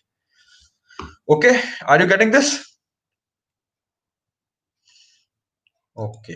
तो अब हम इसका यूज कैसे कर सकते हैं फ्रिक्शंस का? फ्रिक्शन का हम बड़ी जगह पे यूज करते हैं। याद है आपके टायरों में कुछ ऐसा करके होता है, डिजाइन से बने होते हैं, याद है? देखना, अगर नहीं देखा तो आज गाड़ी को देखना, किसी भी गाड़ी को देखोगे तो उसको बोलते हैं ट्रेडिंग की जाती है, ग्रूव्ड टायर्स किए जाते हैं। ठीक है? ऐसा क्यों होता है बेटा? ताकि फ्रिक्शन बनी रहे, ताकि गाड़ी आपकी उड़ ना जाए। ठीक है? गाड़ी जमीन को पकड़ के रखे। ठीक है? इसीलिए बोला जाता है जितने मोटे टायर करोगे ना बेटा, उतना ज्यादा आपकी गाड़ी स्थिर रहेगी। ठीक है ना? चले, आपको बात समझ लग गई? क्योंकि जितना ज्यादा मोटे टायर करोगे उतना ज्यादा ये ग्रूविंग भी करोगे, साथ में ये ग्रूव भी आएंगे उसके ऊपर। तो क्या होगा कि वो स्थिर रहेगी, वो फिसलती नहीं है इतनी आसानी से। ठीक है? चाहे पानी गिरा हो, चाहे कुछ गिरा हो, वो गिरेगी नहीं। ठीक है जी? तो इसीलिए यहाँ पे ग्रूव्ड टायर्स लगाए जाते हैं। ग्रूव्ड टायर्स का क्या मतलब होता है? इसको ट्रेडिंग भी बोलते हैं, TREADING। TREADING, treading. ओके। तो ट्रेडिंग भी बोलते हैं। Treading on tyres is done to increase friction and to maintain contact with the surface. Okay.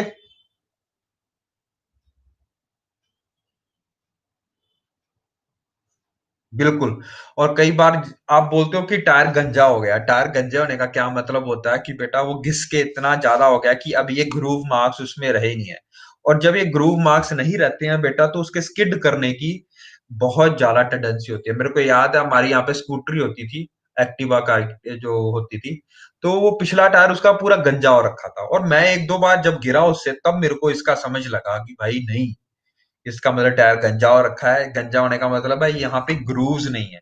जब ग्रूव्स नहीं होंगे बेटा, तो वे आपके लिए खतरा हो सकता है, क्योंकि कहीं भी स्किड कर सकता है। आप थोड़ी सी ब्रेक मारोगे चलते चलते, इसने स्किड कर जाना। और यहाँ पे ज्यादातर ये स्कूटरियों के साथ होता देखा मैंने। ठीक है? तो ये ध्यान रखना होता है। ये भी आपने दिखाया था, याद है? मैंने आपको फर्स्ट जब आपका लेक्चर लिया था फिजिक्स का, तब मैंने ये बताया था क्लीट्स क्यों डाले जाते हैं। बताओ इसका क्या रीजन है?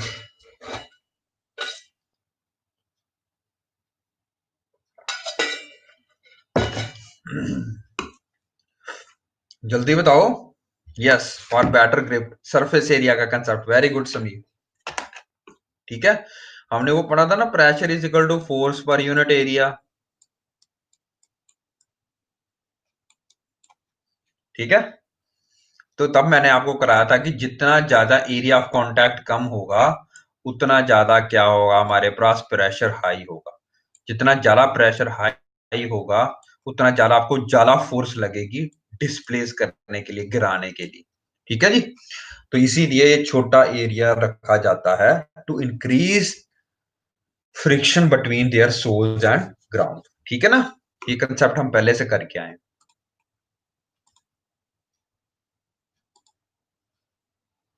ये भी बता दिया। सर्दियों में आप क्या करते हो, ठीक है, और घर्षण से क्या होती है, गर्मी पैदा होती है। और आपने जब मोबाइल कभी आपने देखा होगा चलता आपका लैपटॉप या मोबाइल, उसमें भी वो गर्म हो जाता है, आप कहते हैं ना गर्म हो गया है ज्यादा। ठीक है, ये क्यों होता है, कार का इंजन भी ज्यादा चलने से गर्म क्यों होता है, this is all due to friction. Okay, now we moving to something important. अब हमने सर्कुलर मोशन आगे जाके बात करेंगे, और हमने बात करनी है सेंट्रीपिटल फोर्स और सेंटर ऑफ मास की। ये दो चीजें बहुत इंपॉर्टेंट है। इसको करने से पहले we should deal something about motion in two dimension. What is two dimensional motion? ठीक है, तो दो डायमेंशन का मतलब, अगर मैं एक फुटबॉल को सीधा किक कर रहा हूं, ये प्ले ग्राउंड है, तो ये कौन सा डायमेंशन है, एक डायमेंशन है। और अगर इस फुटबॉल को मैंने किक करके एक ऊपर सी जगह से दूसरी प्लेयर के पास पहुंचा दिया, यहां से थ्रो करके पैर से किक मारी और ये दूसरे तरफ पहुंच गया, तो ये कौन सा मोशन आ जाएगा? अब इसमें दो मोशन आए, ठीक है, एक जो इसको ऊपर की तरफ लेके जा रहा, और एक जो इसको नीचे की तरफ लेके आ रहा। ठीक है, इस तरफ लेके जा रहा है, एक इसको नीचे की तरफ लेके आ रहा है। नीचे की तरफ ले जा रहा है इज मीन सेंट्रीपिटल, या जिसको आप बोलोगे उसका वेट। और ये फॉरवर्ड डायरेक्शन में जो जा रहा है, ये इसकी वेलोसिटी होती है। ठीक है, तो अगर मैं ये आपको इस तरह से समझाऊं, ये देखो, ये बास्केटबॉल देखा, इसको हूप बोलना करते हैं, हूप डालना ऐसे करके हूप डालते हैं आप, ठीक है ना। तो अगर मैं इसको सीधा फेंक दूं, तो ये बिल्कुल सीधा फेंकू तो ये तो यहीं गिर जाएगा, है ना। तो मैं इसको ऊपर वाली वेलोसिटी भी दे रहा हूं और साइड वाली वेलोसिटी भी दे रहा हूं। ठीक है, इस तरफ वाली velocity, sorry, let me show you in a different colour. Okay, यहाँ पे देखो, जब मैंने यहां से एक बंदे ने किक मारा है इसको, ठीक है, पैर से किक मारा फुटबॉल को, तो ऊपर जा रहा है, ऊपर जा रहा है। ठीक है, फिजिक्स की अगर आप बात करो तो फिजिक्स बोलेगा कि ये इस डायरेक्शन की तरफ जा रहा है, this is a resultant force.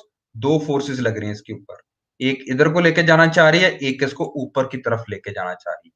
जब एक पॉइंट पहुंच गया, जब उसकी वेलोसिटी क्या हो जाएगी, यहाँ पे फॉरवर्ड या अपवर्ड वेलोसिटी जीरो हो गई। याद है जब हमने एक बॉल ऊपर फेंकी थी, तो एक कंडीशन ऐसी आई थी जब वहां पे वेलोसिटी टॉप पोजीशन पे जाके वेलोसिटी उसकी जीरो हो गई। अब क्या होगा, अब ये वेलोसिटी नीचे को आ रही है, देखो वी वाई अब नीचे की तरफ आ रही है। तो this is all depends upon forward velocity. Velocity उसकी हमेशा क्या रहेगी, हर एक एंगल पे वेलोसिटी चेंज होगी। ठीक है जी, तो ये चीज होती है कर्व्ड मोशन, या इसको हम बोलते हैं प्रोजेक्टाइल मोशन। प्रोजेक्टाइल मोशन, आप क्रिकेट की बॉल फेंकते हो दूसरे फील्डर से, वो कर्व होके इस तरह से आती है अंदर, ठीक है ना, कर्व होके आती है। अगर मैं सीधा ऊपर फेंकूंगा, सीधा नीचे नहीं आती, वो सीधा ऊपर फेंकूंगा तो ऐसे जाएगी, ठीक है ना, हमेशा इस तरफ को जाएगी। तो वेलोसिटी चेंज कर, ठीक है ना। तो अगर एक और एग्जांपल बताऊं तो ये देख लो, एक मेज था, मेज के ऊपर एक गेंद रखी है हमने, ठीक है। तो मैं अगर बोल रहा हूं कि मैंने यहाँ पे गेंद रखी थी ये वाली, इसको मैंने 5 मीटर पर सेकंड की वेलोसिटी दी, क्या दी, गति दी 5 मीटर पर सेकंड। जब तो ये मेज के ऊपर है, तो आप बोलोगे ये कौन सी वेलोसिटी है, लीनियर वेलोसिटी है। कौन सी वेलोसिटी है, लीनियर वेलोसिटी है। जैसे ही अब ये नीचे आएगी, देखो ध्यान से, थोड़ी तरफ तो ये सीधा ही जाएगी, थोड़ा टाइम, तो उसके बाद क्या होएगा, क्योंकि ग्रेविटी की पोजीशन इसके नीचे, हर एंगल पे इसके ऊपर ग्रेविटी लग रही है, जी लग रही है, तो इसको नीचे खींचने की कोशिश करेगी। जब आप खुद देखना, अब ऐसे नीचे खींचोगे तो आपको ये वेलोसिटी तो सेम ही रहेगी, वेलोसिटी जीरो नहीं होती, जो इस तरफ को जा रही है वेलोसिटी, जो नीचे को वेलोसिटी है वो हर एंगल पे इंक्रीज होती दिखेगी आप, जब तक कि ये धरती के साथ कांटेक्ट नहीं कर जाता। लग रही समझ अबे? हाँ, तो ये कौन सा मोशन है, देखो यहां से ये नीचे इस तरफ को आया, कर्व्ड मोशन होता है। इसको हम बोलते हैं, कौन सा मोशन है, projectile motion. Projectile motion, done बेटा। इसका बड़ा जगह उपयोग किया जाता है, हम इसको इतना ज्यादा नहीं समझेंगे क्योंकि हमारे को जरूरत नहीं। ये हॉरिजॉन्टल वेलोसिटी है, ये देखो, ठीक है। और एक है, ये हमेशा सेम ही रहती है, ये नहीं चेंज होगी। अगर 5 मीटर की दी थी मैंने, तो यहाँ पे देखो 5 मीटर की रहेगी, let me clear it out. ठीक है, तो 5 मीटर की दे रहे हो, हर जगह पे हर एंगल पे 5 मीटर की रह रही है। इंक्रीज क्या हो रहा है, नीचे वाला टेंडेंसी कि नीचे जो खींच रही है फोर्स वो धीरे धीरे इंक्रीज हो रही है। अगर ये आप क्या बोल रहे हो, अगर नहीं दी गई होगी तो अगर ये इसको मैंने वेलोसिटी नहीं दी तो यहाँ पे स्थिर है, इसकी वर्टिकल वेलोसिटी जीरो है और दूसरी वेलोसिटी भी जीरो है, इसका मोशन ही नहीं है। अगर आप इसको जोर लगाओगे, अगर आपने इसको धक्का लगाया तभी तो ये सीधा तरफ जाएगी। लग रहा बेटा समझ पल्लवी? ठीक है, हमने दो मेथड पढ़े थे, देखो अभी ध्यान से देखना है एक बार, अभी आपको समझ लग जाएगा। देखो हमने एक बार पढ़ा था, अभी बताता हूँ संकेत, अभी ये देखो ये 5 मीटर की तरफ दे रहा था। तो अगर मैं एक मेज पे, ये वहां पे मेज पे रखा हुआ, अभी कोई नहीं, बहुत बड़ा मेज है, इसको समझ लो बहुत बड़ा मेज है, तो मैंने इसको 5 मीटर पर सेकंड से इस तरफ को मूव करा रहा हूं, तो ये तब तक जाएगी जब जहां तक मेज होगा, है ना। उसके बाद ये नीचे गिर जाएगी, अभी हम नीचे गिरने की बात नहीं कर रहे हैं। तो ये सीधा जाएगा 5 मीटर पर सेकंड है, और हम मान के चलते चलो यहाँ पे फ्रिक्शनल फोर्स जीरो है, ऐसे मान के चलते हैं। ठीक है, तो ये चलती रहेगी, यहां से चली है, यहां से चली है, देखो यहां तक चली जाएगी, जाएगी जहां तक ये मेज होगा, बहुत बड़ा मेज है। सोचो अब क्या हुआ, एक हमने ये भी कंसेप्ट किया था जब हम एक फ्री फॉलिंग बॉडी का ऑब्जेक्ट कर रहे थे, याद है? ये कौन सी वेलोसिटी होगी, वर्टिकल वेलोसिटी। याद है कि पहले सेकंड में वो कितना डिस्टेंस कवर करती थी, सेकंड में कितना, थर्ड में कितना। ठीक है, तो अगर मैं इन दोनों मोशंस को कंबाइन कर देता हूं, कौन सा, ये वाला, इसको साफ कर देता हूं, ये वाला मोशन प्लस ये वाला मोशन, तो ये वाला मोशन नहीं बन जाता, देखो ध्यान से देखो, लग रहा समझ? ठीक है, तो इसमें नीचे की तरफ भी एक्ट कर रही है फोर्स, इस तरफ को भी एक्ट कर रही है force. Done, are you getting it? तो इन दोनों को अब हमने कंबाइन कर दिया। तो इसी तरह से जब कंबाइन करेंगे तो अब ये सीधा नहीं जाएगा, क्योंकि फोर्स लग रही है, ग्रेविटी की भी फोर्स है, फ्रिक्शनल फोर्स भी है, तो उसको नीचे की तरफ खींचेगी। जब कोई चीजें जा रही है तो उसको नीचे की तरफ खींचेगी। ध्यान से देखना, अब मेरा देखना इसको, ये देखो, अब कोई ऑब्जेक्ट यहां पे आ रहा है, सीधा सीधा जा रहा है, तब तो कोई बात नहीं है। जब इस तरह से जा रहा है तो सीधा सीधा जा रहा है, जब मैं इसको खींचूंगा तो कहां जाएगा ये ऐसे तो नहीं जाएगा ना अब, क्योंकि ये सीधा भी जा रहा है, इसकी फॉरवर्ड वेलोसिटी भी है। तो जब ये इसको जाएगा और नीचे नीचे जाएगा, देखो इस तरह, खुद करके देखो, नीचे को जोर लगा के देखो, हमेशा सीधा नहीं जाएगा, कर्व तरीके से जाएगा। Yes, plane crash. गुड, तो आपको समझ लग रही बेटा ये? तो this is basically your what kind of velocity, forward velocity and projectile motion. ये दो मोशन का कॉम्बिनेशन है। कौन सा मोशन का, फॉरवर्ड मोशन का एंड वर्टिकली डाउनवर्ड मोशन का। आप समझ रहे हो, बॉल हमेशा दोनों के बीच में रहेगी। एक वेलोसिटी है जो सीधी जाना चाहती है, एक वेलोसिटी है जो नीचे की तरफ जाना चाहती है, फ्रीली फॉलिंग। जब ये हवा में होएगी तो इन दोनों के बीच में रहेगी। ठीक है, हम इसको बोलते हैं, कौन सा मोशन है, projectile motion. Are you getting this बेटा? हाँ, तो ये रेजिस्टेंस बता तो दिया बेटा, उसको नीचे खींच रहा है रेजिस्टेंस। उसी के लिए तो आपको फॉरवर्ड वेलोसिटी चाहिए। अगर फॉरवर्ड वेलोसिटी जीरो होगी तो आपका फ्री फॉल बन जाएगा। खुद सोचो, अगर मैं यहाँ पे कह रहा है कि संकेत जी की 5 मीटर ही क्यों रह रही है, अगर ये 5 मीटर नहीं है बेटा, अगर ये जीरो हो जाती है, ठीक है, ये फॉरवर्ड वेलोसिटी जीरो होगी तो फिर फ्री फॉल हो जाएगा। लग गई समझ? ये रेजिस्टेंस दोनों में मैटर करेगा। तो अगर ये 5 मीटर की वेलोसिटी, ये कर्व ही क्यों जाएगा, क्योंकि ये 5 मीटर की वेलोसिटी हमेशा एंगल पे इस तरफ को एक्ट कर रही है, इस तरफ को एक्ट कर रही है, इस तरफ को एक्ट कर रही है। लग रही है समझ?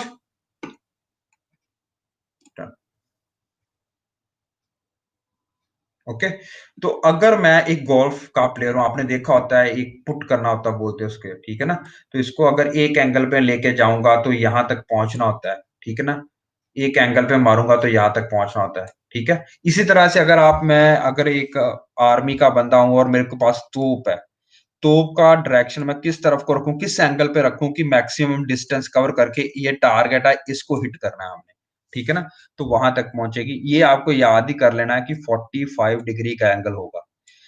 जब 45 डिग्री का एंगल होता है, 45 डिग्री की कोण होती है हमारे पास, तो वो मैक्सिमम डिस्टेंस कवर करता है। अगर इसको ध्यान से देखो, यही एक बार क्वेश्चन पूछा गया प्रोजेक्टाइल मोशन में, अदरवाइज कुछ नहीं पूछा जाता। ये देखो 60 डिग्री का करता हूँ तो इधर गिरती है गेंद, 30 डिग्री का करता हूँ तो इधर गिरती है गेंद।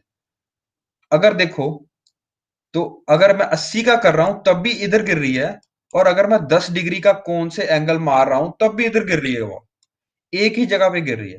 आपको ये नहीं लग रहा 80 प्लस 10 90, 60 प्लस 30 90, ठीक है ना?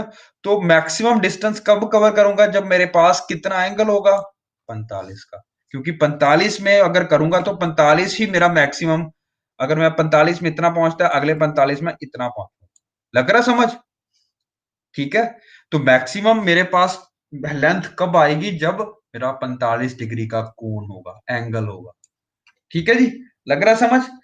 तो अगर मेरे को मैक्सिमम रेंज अचीव करनी है, रेंज का क्या मतलब होता है? डिस्टेंस कवर करना है, यहां से यहां का डिस्टेंस कवर करना है, तो मेरे को किस एंगल पे बॉल मारनी पड़ेगी? 45 डिग्री पे।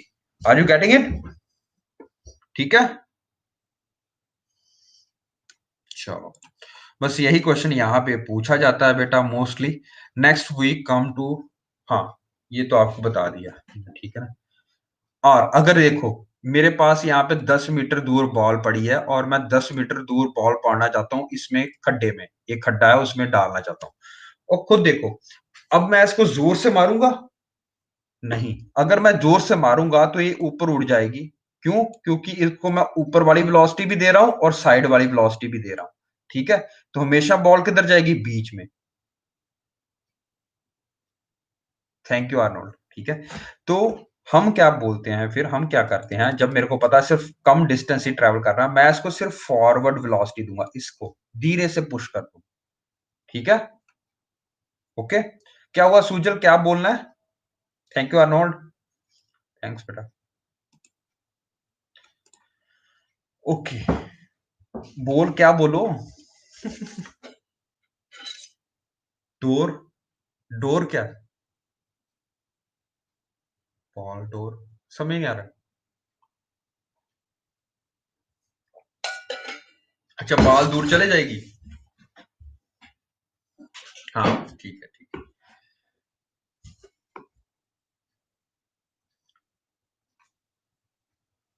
Okay okay. बॉल मत डालो ना, BAL होता है बॉल। BALL, sorry. ओके, चलो, अभी हमने मोशंस पढ़ा कि लीनियर तरीके से इस तरह से मोशन जाता है। ठीक है, एक हमने पढ़ा मोशन नीचे को भी जाता है, एक हमने अब पढ़ लिया मोशन इस तरफ को भी जाता है, कर्व्ड मोशन जिसको आप बोलते हो। ठीक है, ये तीनों चीजें पढ़ लिया। बट आपको क्या ये पता है कि एक बॉल जो है वो अपनी एक्सिस में भी घूमती है? आपने देखा होगा ये स्टंट करके, एक बेस बॉल पे वो एक एंगल के नीचे वो घुमा देते हैं। फुटबॉल को भी कई प्लेयर इस तरह से घुमा देते हैं, किया हुआ है? वेरी गुड यार, मेरे को कभी करना नहीं आया। ये को ट्रिक खेलते होते थे बचपन में हम, ये पेन को इस तरह से घुमाते होते थे, वो भी नहीं आई मेरे को कभी करने। मैं समझता था कि जो बहुत होशियार बच्चे होते हैं ना, तो उन्हीं को ये ट्रिक आती है, जो मेरे जैसे अनपढ़ बच्चे हैं उनको नहीं आएगी। और मैं अभी भी ये सोचता हूँ। एनीवेज, किया होगा कभी आपने ट्रिक, मेरे को कभी नहीं आया समझ किस तरह से कर लेते हैं। बहुत घुमाने की कोशिश की मैंने, पेन को ना इस तरह से घुमाते थे, वो इतना से ऐसा घूमता रहता है ऊपर ही उनके। करते हैं लोग बहुत ज्यादा, बैलेंस का काम होता है। हाँ जी, तो आपने देखा होगा कि ये रोटेशन करती है एक तरफ अपने एक्सिस के अराउंड। एक्सिस मतलब एक, अगर हम यहाँ पे डंडा लगा दें इसके बीच में, तो उसके अराउंड इर्द गिर्द घूमती रहती है, जैसे धरती अपना भी चक्कर काटती है। चौबीस चौबीस तभी हमारे पास 24 घंटे होते हैं, याद है? ओके, तो ये आपने चीज देखी होगी, हर पार्क में होती है। एक यहाँ पे बीच में यूजुअली एक डंडा लगा, उसको मैरी गो राउंड भी बोलते हैं हम। तो ये ऐसे ऐसे करके, थैंक यू जगदीप कौर। तो इस तरह से वो घूमता है ना? तो आप अब यहाँ पे देखो, जितना भी हमने मोशन इन लीनियर मोशन करके हैं, लीनियर मतलब जो अभी हमने कहा इस तरह का मोशन होता है, उसका हमने जितने भी फॉर्मूले पढ़े, यानी कि वेलोसिटी का फॉर्मूला पढ़ा, एक्सेलरेशन का फॉर्मूला पढ़ा, मोमेंटम पढ़ के आए, याद? हम लीनियर मोमेंटम बोला था मैंने। ये सारे बेटा चेंज हो जाते हैं, ये सारे चेंज होके हमारे पास क्या बन जाते हैं? ये बन जाती है एंगल, क्योंकि ये एंगल पे बात करेंगे तो angular velocity, angular acceleration, angular momentum. ठीक है, क्यों होता है? क्योंकि अब ये घूमने का जो चीज आती है, जब हम किसी चीज को घूमते हुए देखते हैं, तो हमारे पास ये सारा कंसेप्ट चेंज हो जाता है। सारे का सारा सेम चीजें, सेम फॉर्मूला है। ठीक है, हम मास को यहाँ पे जैसे हम फोर्स इज इक्वल टू लिखते हैं ना, क्या कहते हैं, मोमेंटम को लिखते हैं P is equal to m into v. ये पढ़ा क्या थे ना, याद है इसको क्या बोलते थे? लीनियर मोमेंटम का फॉर्मूला एम इंटू वी। जब हम पढ़ के आए थे न्यूटन का सेकंड लॉ, है ना? न्यूटन का सेकंड लॉ पढ़ा था हमने, एम इंटू वी करके। उसी तरह आप देखो कि न्यूटन का जब सेकंड फॉर्मूला लग रहा है, तो रोटेशन होएगी, तो रोटेशन पे ये डिफरेंस हो जाएगा। जब ये कोई चीज गोल गोल घूमेगी ना, तब ये वाला मोमेंटम नहीं लगेगा, तब वहां पे लगेगा मोमेंटम एल। उसको हम बोलते हैं, ये तो लीनियर मोमेंटम हो गया ना, एंगुलर मोमेंटम। वो किसके इक्वल होता है? आई इंटू डब्ल्यू। वो हम पढ़ेंगे क्या होता है। ठीक है, ये क्या है? एम इंटू वी का, एम मास को हम इनर्शिया बोल देते हैं, आई बोल देते हैं, वेलोसिटी को हम डब्ल्यू बोल देते हैं, बस। है सेम ही कंसेप्ट। मास को इनर्शिया बोलते हैं, इनर्शिया ही मास होता है, याद है हमने बात की थी। Angular momentum, yes. जब अब ये समझने की बात कर रहा हूं कि भाई होता क्या है एंगुलर मोमेंटम। एंगुलर स्पीड पढ़ते पहले, एंगुलर स्पीड क्या होती है। ये देखो, अगर मैंने ये साइकिल का पहिया देखा और मैंने देखा कि ये इस यहाँ एंगल से इतना एंगल मूव हुआ 90 डिग्री, ठीक है, तो ये यहां से यहां चीज पहुंची है, तो मैं बोलूंगा ना कि इतना एंगल कितने समय में मूव हुआ। सपोज 90 डिग्री है, इसको मैंने मूव किया है 2 सेकंड में, तो मेरी स्पीड क्या हो जाएगी? Angular speed I will say 45 RPM.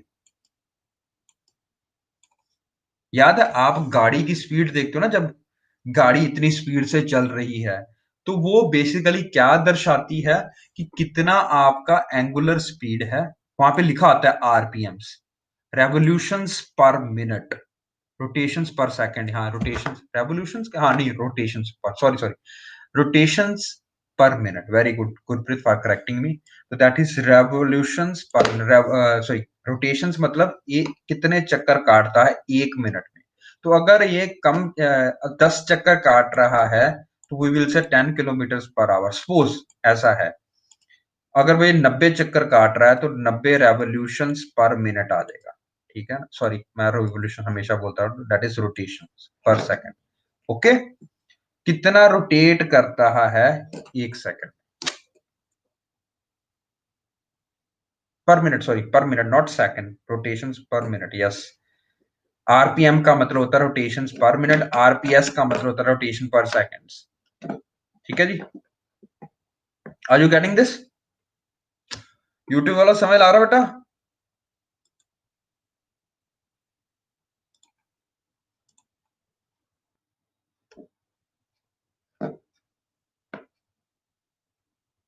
Yes, लाटू की एग्जांपल भी दिया रितेश सिंह ने, बहुत अच्छी बढ़िया बात है। उत्तराखंड में बोल रहे जी आप गिर गिर के सीखते हैं। हाँ जी बेटा, गिर गिर के सीखना पड़ता है। ठीक है, हाँ बिल्कुल, उत्तराखंड जी की बहुत सही एग्जांपल है। जब गिरोगे तभी आप सीखोगे बेटा। Okay, good. झूलना, बिल्कुल जी फोर्स लगती है, बिल्कुल जी फोर्स लगती है बेटा। अभी हम बात करेंगे सेंट्रीपिटल और फ्यूगल फोर्सेस की, तब मैं आपको एक्सप्लेन करूंगा।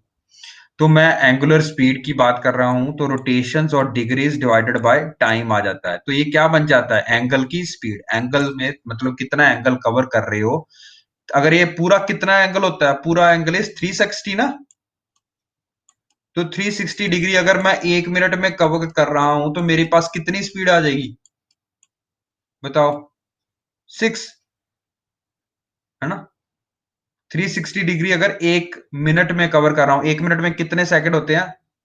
60 सेकंड होते हैं, तो 6 रोटेशंस पर सेकंड, आरपीएस। लग रहा समझ? ठीक है, अब मेरी बात सुनो। अगर एक गोल चीज होती है, कोई भी गोलाकार चीज होती है, let me show you in a different slide. ठीक है, तो अगर कोई यहाँ पे गोलाकार चीज होगी, लेट मी ड्रॉ इट।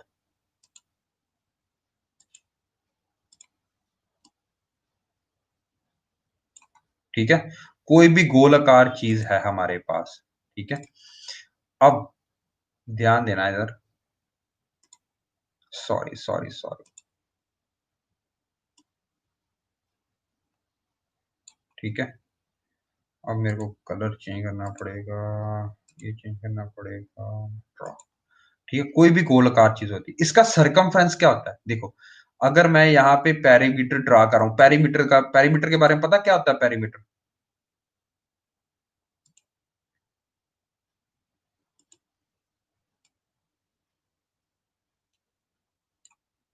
क्या होता है? पेरीमीटर बताओ।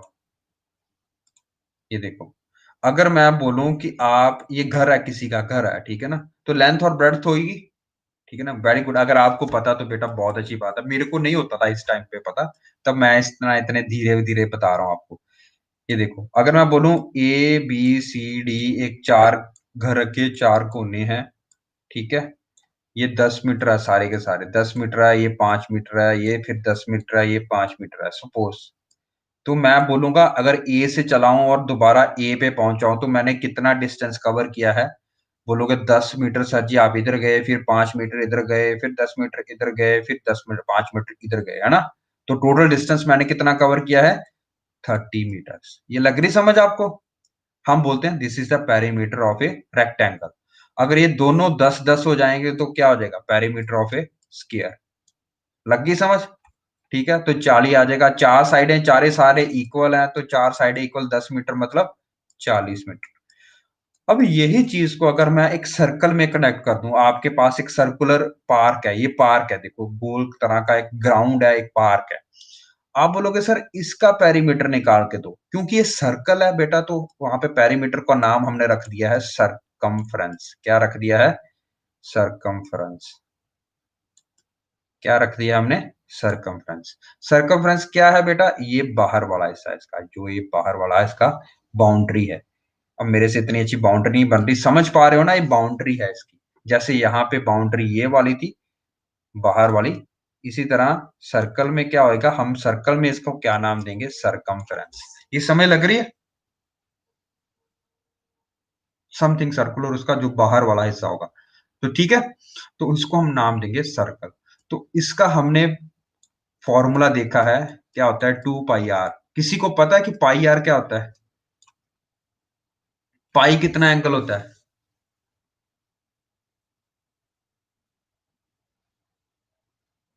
2 पाई 7, यस।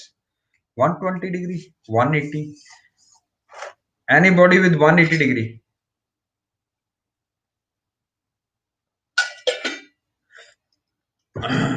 360। तो पाई बेटा ये है, पाई ये है, और बीच में आर है, तो 2 पाई आर इसी को बोलते हैं। ठीक है, अगर आप कंपास रखोगे तो उसको पाई बोलते हैं, ठीक है, नॉट 2 पाई। ठीक है, तो 2 पाई आर बेसिकली, अगर आप बोलते हो, yes, pi, very good, very good, ठीक है जयदीप, ठीक है, ओके ओके। तो 2 पाई इसको बोलेंगे हम 180 degree, not 360, 180 degree into the distance r is 2 pi r. नहीं समझ आता है तो उसको हमें इतना ज्यादा जरूरत नहीं है। आपको बस इतना याद रखना है कि जब आपको ये बाहर वाला डिस्टेंस देखना है तो आपको क्या याद करना है? 2 पाई आर सरकमफ्रेंस। तो अगर मैंने डिस्टेंस बाहर वाला देखना, अंदर वाला नहीं, बाहर वाला डिस्टेंस, तो we will consider the formula of 2 pi and r. ये समय लग रहा है? Circumference of the circle. ठीक है, तो अगर मैं देखो एंगुलर स्पीड्स कर रहा हूं, रोटेशंस और डिग्री डिवाइडेड बाय टाइम, तो लीनियर लीनियर में इसका क्या वेलोसिटी में क्या फर्क पड़ जाएगा?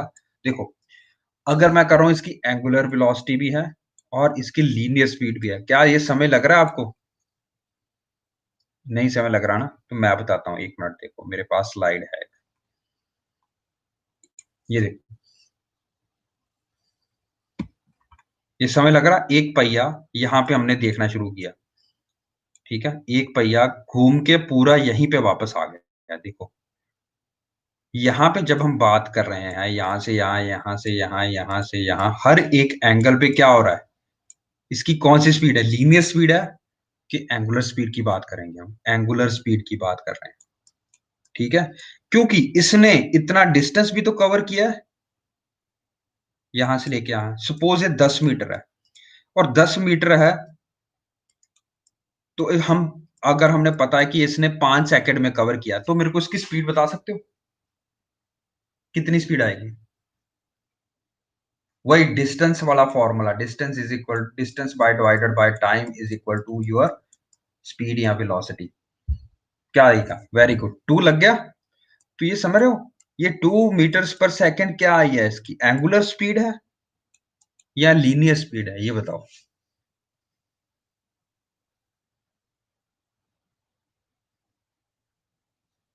बताओ बताओ। Yes, not angular Shivam. Shivam, जब मैं बात करूंगा कि इसने यहां से यहां पे, ये देखो, यहां से ये यहां पे पहुंच गया, 90 डिग्री का एंगल हो गया यहां से यहां तक, फिर ये 90 डिग्री का, फिर 90 डिग्री का, फिर वापस वही जगह पे। तो यहाँ पे जब मैं बात करूंगा कि यहां से यहां पहुंच गया, रेड रेड वाला देखना, भी मैं रेड वाला कर रहा हूँ, ये देखो, अगर मैं बोलूँ ये ए यहां से ये यहां पहुंच जाए, तो angular speed, angular speed, angular speed, angular speed, यहां तक। तो एंगुलर स्पीड और लीनियर स्पीड इकट्ठे चलती है बेटा। लग रही समझ? जब ये चक्कर पूरा हो गया तो मैं डिस्टेंस मैं नोट कर लूंगा, कितना डिस्टेंस होगा। देखो ध्यान से, किसी को पता चला? ये पूरा चक्कर ही काटा इसने, ये देखो, वहीं पे आके खत्म हो गया दोबारा। ये पीला सा जहां पे था वहीं पे खत्म हो गया दोबारा। तो मैं कह सकता हूं, अगर इसके ऊपर जो टायर है, टायर लगा होगा, तो टायर को निकाल दूं और उसको सीधा कर दूं, बिल्कुल सीधा कर दूं, तो circumference of the wheel will become the distance. Are you getting it? जो पहिए के ऊपर टायर लगा था, मैंने उसको बिल्कुल सीधा कर दिया, मैंने देखा कि एक डिस्टेंस उसने यहां से कवर करके दोबारा वहीं पे खत्म किया है। तो अगर मैं टायर को सीधा कर दूंगा, वो डिस्टेंस कवर बना देगा मेरा। ठीक है ना? ओके। तो मैंने यही काम अब यहां पे किया है। देखो ध्यान से समझना।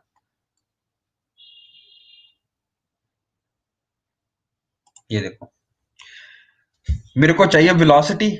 वेलोसिटी क्या होती है? Distance divided by time. ये सबको पता है, ठीक है। डिस्टेंस इतने इसने कवर कितना किया होगा, that is equal to its circumference. ये समय लग गई, जिसको ये समय लग गई बेटा, उसको समय लग जाएगी आगे भी सारी चीजें। ये समय लग गई सबको, ठीक है। तो 2 pi R divided by time, time वैसे का वैसा रह गया, तो 2 पाई आर बाय टी कर दिया मैंने।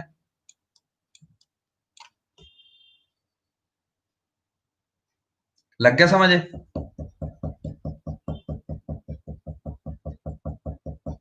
एवरीबॉडी यूट्यूब पर, आप अब कोई भी एक बंदा जिसको नहीं समझ लगा, शर्माए मत बेटा, बता दो। ठीक है, गुड। अब मेरे को बताओ, इसका बहुत फायदा है। अब मेरे को पता है कि अर्थ अपना चक्कर लगाती है, एक, याद है मैंने आपको ये फिगर दी थी, 1680 kilometre per hour.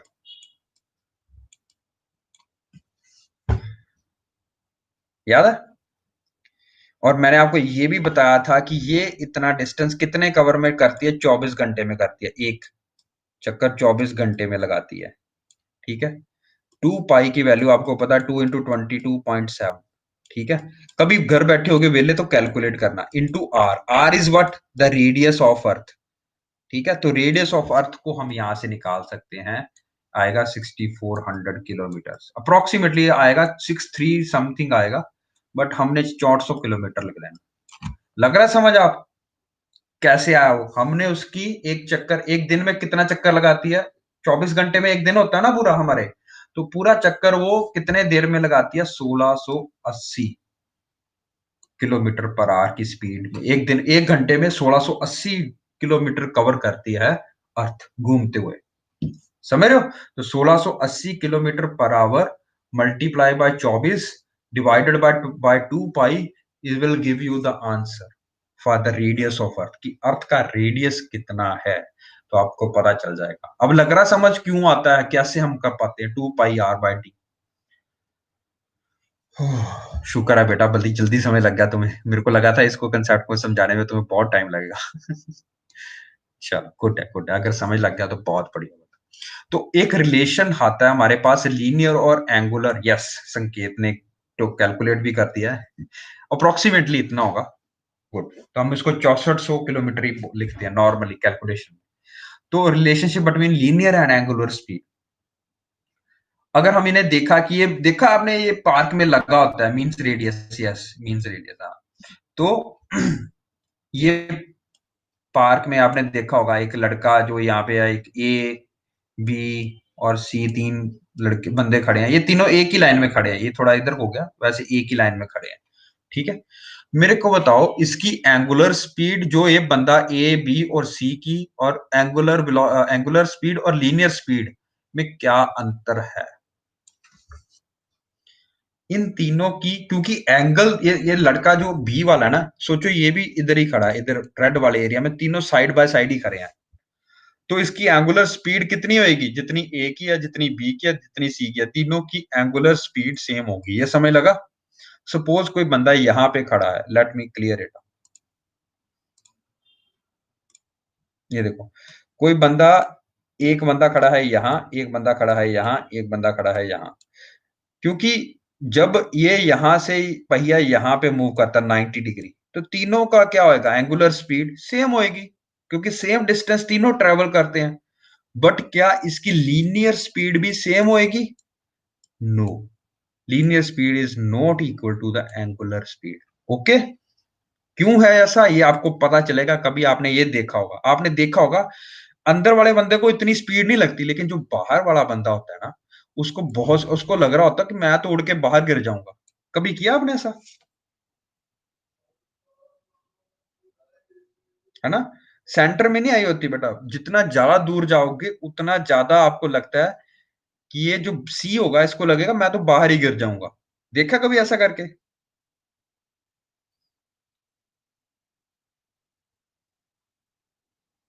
Yes yes yes, very good Pallavi. देखो कितनी इंटरेस्टिंग है, आज हमारे कितने कंसेप्ट क्लियर हो रहे हैं। मेले में भी देखा होगा आपने। Yes, good. लग रहा हो समझ? It's so easy. All the concept of physics is too easy for you. तो इसीलिए लगता है क्योंकि लीनियर वेलोसिटी किस पे डिपेंड करती है? इस पे 2 पाई आर। जितना रेडियस ज्यादा होगा आपका उतना वेलोसिटी ज्यादा होगी। याद लग रहा? अब लग रहा समझ? ये वाला फॉर्मूला हम जो करके आए थे, जितना आपका रेडियस ज्यादा, इसमें रेडियस किसका ज्यादा है? ए, बी और सी में किसका ज्यादा? जल्दी बताओ।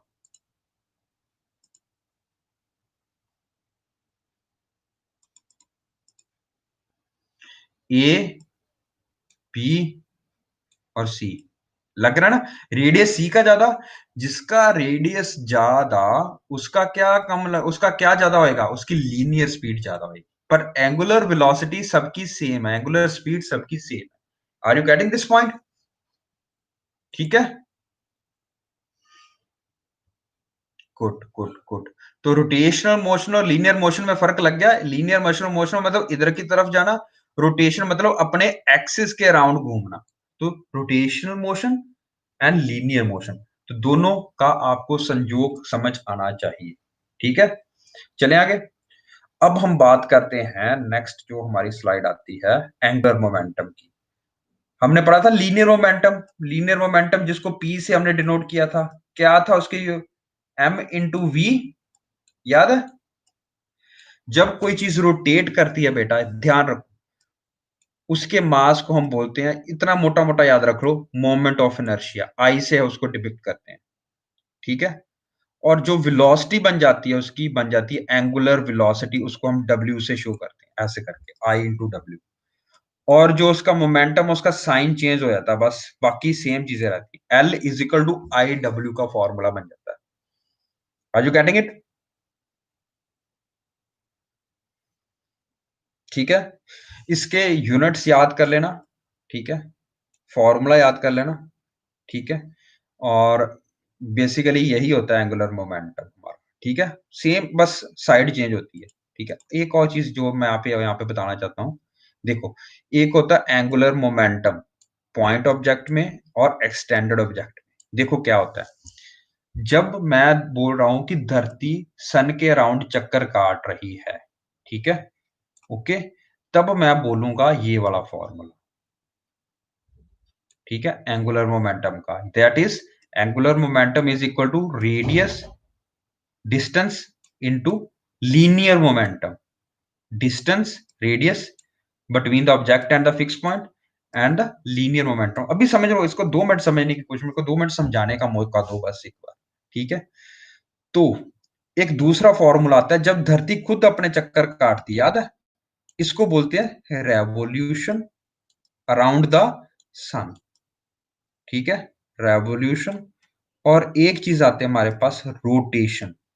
दोनों चीजें डिफरेंट है। ये समय लगा किसी को? रोटेशन क्या है ये देखो। ठीक है, अगर आप यहां पे खड़े हो तो आपको पता है कि धरती में 24 घंटे बाद अपने आप उसी जगह पे आना है, तो दिन और रात इससे बनते हैं। समझ रहे हो? रोटेशन अपने एक्सिस के राउंड, एक्सिस ये है, इसके राउंड ये घूमती रहेगी ऐसे करके। ठीक है ना, ये धरती का रोटेशन है। और रेवोल्यूशन क्या है? ये मूव होते होते सन, ये सन है, इसके राउंड मूव करती है। समझ रहे हो? ये चीज रेवोल्यूशन, रेवोल्यूशन, रोटेशन। समझ रहे हो?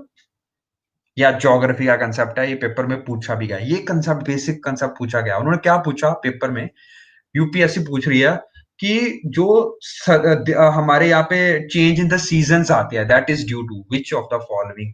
चार ऑप्शंस दिए हुए थे, which of the following reasons.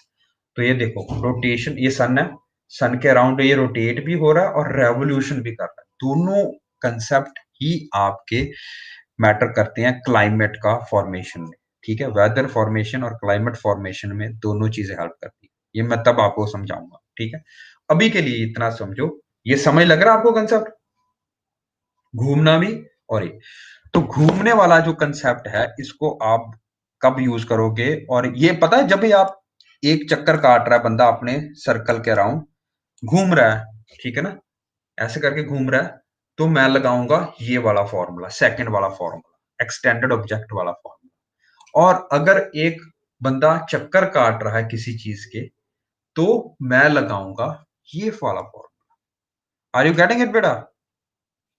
ठीक है, इसका एग्जाम्पल मैं अभी बता रहा हूं। आप बोलोगे सर इसका क्या फायदा, इतना कुछ पढ़ रहे हैं हम, बट ये हर जगह पे इसका फायदा होता है। तो एक बार फिर करते हैं। जब पॉइंट ऑब्जेक्ट होगा, यानी कि यहाँ पे सन है, तो सन के अराउंड ये बॉडी क्या कर रही है? रिवॉल्व कर रही है। ये क्या हो रहा है? एक्सटेंडेड ऑब्जेक्ट, मतलब एक ऑब्जेक्ट है वो घूम रहा है अपनी तरफ। ठीक है, अब बोलो सर आप इसका क्या फायदा है मेरे को? ठीक है, ये देखा कंसेप्ट किसे? या ये वाला, या ये वाला? Let me check. यहाँ पे डाला नहीं मैंने वीडियो, डाला नहीं, कोई चक्कर।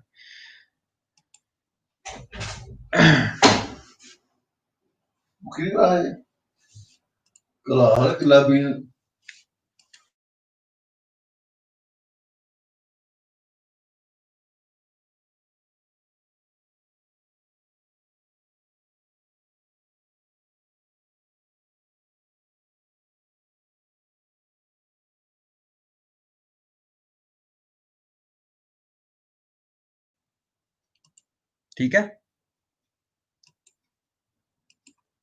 ओके। तो इसकी सर की ना आप सब वो ले लो, स्क्रीनशॉट एक बार ले लो, ताकि हम इसको जब आप करो इसको तो समझ लग जाए आपको। ये समय लग रहा है अब?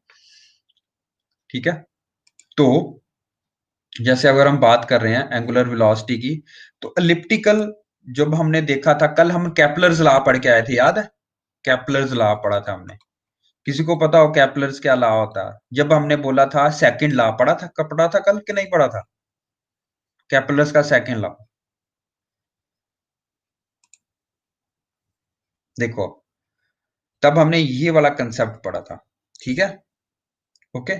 तब हमने पढ़ा था कि भाई केपलर्स का जो सेकंड लॉ क्या बोल रहा है कि ये इक्वल डिस्टेंस इक्वल टाइम में कवर करता है। ठीक है ना, यहाँ पे कंसेप्ट लगता है एंगुलर मोमेंटम का ही, क्योंकि ये रेवोल्यूशन कर रहा है, ये प्लेनेट इसके अराउंड रिवॉल्व कर रहा है। ठीक है, तो इसका मतलब है कि आपने बोला था कि ए से बी वो जल्दी भाग जाएगा, और ए टू बी इधर से इधर उतना धीरे धीरे चलेगा। ठीक है, ये कल हमने बात की थी, याद है? ये वाला कंसेप्ट, उसी का आज हमने प्रमाण दिया बेटा, बस और कुछ नहीं। इस एंगल के साथ ये देखो, यहाँ पे लगा देता हूं, मैं आपको समझा देता हूँ, एक मिनट। ये देखो, the angular velocity of a revolution of a planet around the sun in an elliptical orbit increases when the planet comes closer to the sun। जब मेरे पास सन के पास में कोई चीज आएगी, तो हमने बोला था कि जब कोई चीज़ रिवॉल्व करती है तो कौन-सा फ़ॉर्मूला लगता है ये देखो। कोई रिवॉल्व कर रही है, R इंटू P वाला फ़ॉर्मूला लगता है। What is P? Linear momentum. What is R? The distance between this object and the sun. क्योंकि सन और इसमें डिस्टेंस कम हो गया बेटा, उसको बैलेंस करने के लिए इसका मोमेंटम, मोमेंटम मतलब उसकी वेलोसिटी, क्योंकि मास तो चेंज होता नहीं है, वेलोसिटी बढ़ जाती है। लग रहा है समझ केपलर्स लॉ? देखो मैंने यही बोला बेटा कि जब यहाँ पे सन है, मेरे को शो करने दो सन को पीले तरीके से।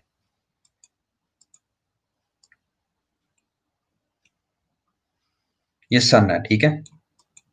ये सन है और ये अर्थ है, ये वाली अर्थ है, ठीक है?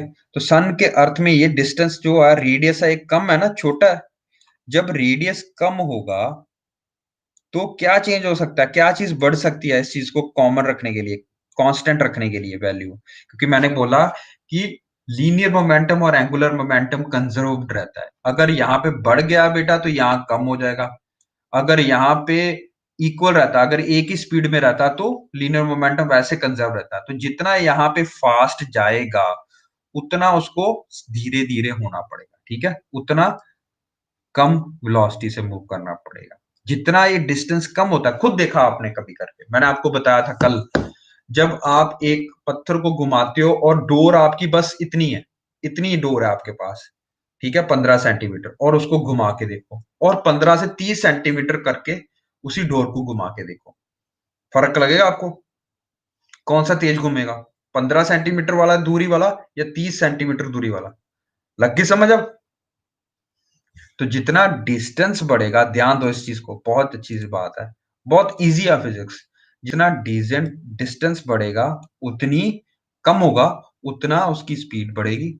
जितना डिस्टेंस इंक्रीज हो जाएगा उतनी उसका क्या होगा, कम मोमेंटम, ठीक है? क्योंकि वेलोसिटी का हम इकट्ठा बात नहीं करते, हम क्या बात करते हैं, मोमेंटम की बात करते हैं, याद है? मास के साथ में रिलेशन, ठीक है जी? और ये फॉर्मूला आप बोलो सर आप ये फॉर्मूला कहां लगाओगे? ये फॉर्मूला भी हम लगा रहे हैं, देखो कहां पे,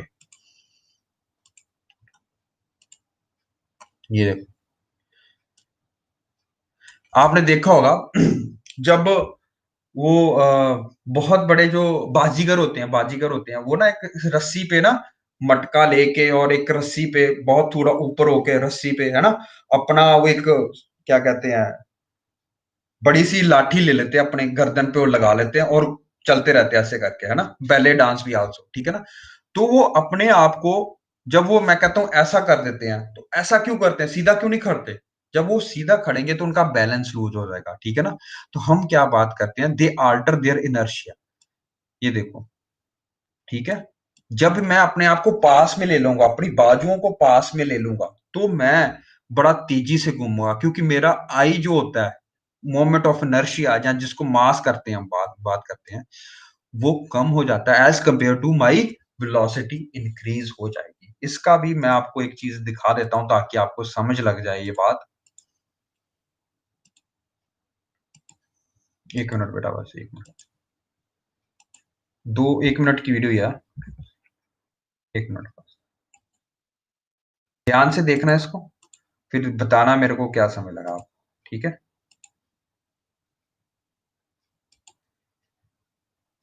एक मिनट बस, एक minute,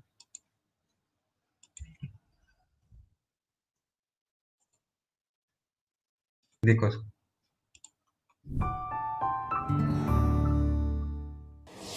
For decades, the Winter Olympic Games has drawn people from across the world to marvel at breathtaking athletics on the snow and ice. One of the most popular events is figure skating. Athletes meld acrobatics, dance, and physics into mesmerizing performances. It is the sheer precision that separates the skilled athlete from the novice. Through years of tireless training, skaters must learn to understand and use angular momentum to become the best in their sport. Angular momentum is the product of a skater's moment of inertia and angular velocity and is represented by the letter L. When the skater is rotating with no net external torque acting on her, angular momentum is conserved. With her arms and leg outward, she increases her moment of inertia, which reduces her angular velocity. As she pulls her arms and leg inward, she is able to spin faster since her angular velocity increases while her moment of inertia decreases. And this is how skaters become champions. चलो, देख लिया आपने? कुछ समय लगा कि अगला भी गया? Okay, good. लगता है आपको भी बीच-बीच में ऐसे डोज़ देनी चाहिए, है ना? समझ लगती रहती है फिर, है ना? इसी कारणवश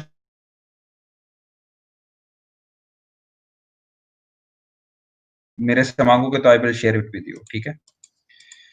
okay, okay, okay. So let me show you कि और क्या करना बाकी है।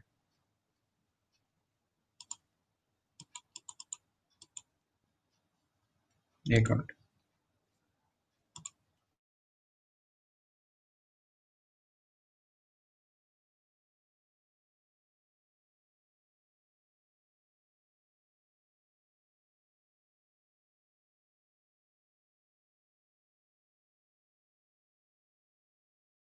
तो you understood this concept now? चलो, अच्छी बात है, अच्छी बात है। Good, good, good. एक और कांसेप्ट करने जा रहे हैं, उसके बाद बेटा अब कल नेक्स्ट क्लास में कराएँगे आपको, ठीक है? ओके? बोर तो नहीं हो गया कोई? चलो गुड है। इसका नाम हमने रखा है टॉर्क, Torque, टॉर्क।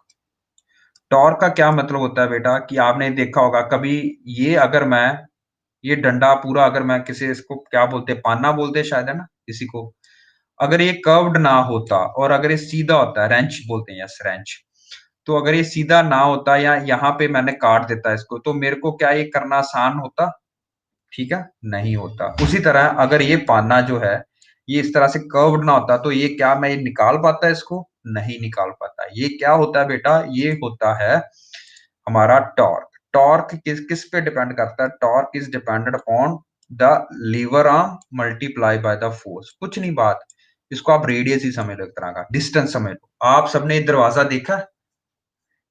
देखा कभी ठीक है तो दरवाजे को आप एक्सिस में देखना कभी ध्यान से जहां पे उसके वो शिकंजे से लगे होते हैं like let me show you physics is always moving around ये देखो दिख रहा है लेट मी शो यू बड़ा करके दिखाने दो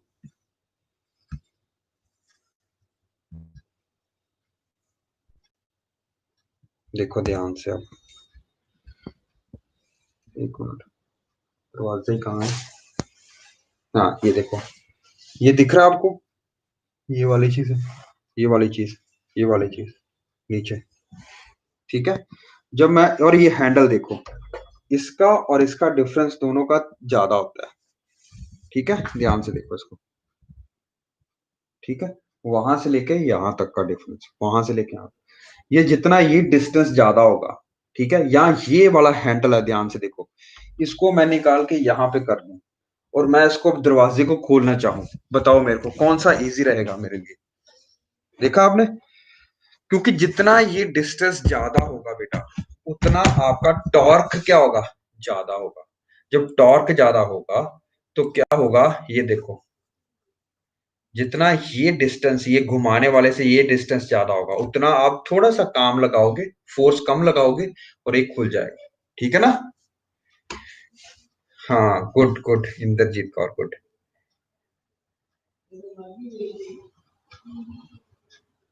यस यस गुड आप understood the concept now okay कोई डिफिकल्ट नहीं है फिजिक्स इट्स इजी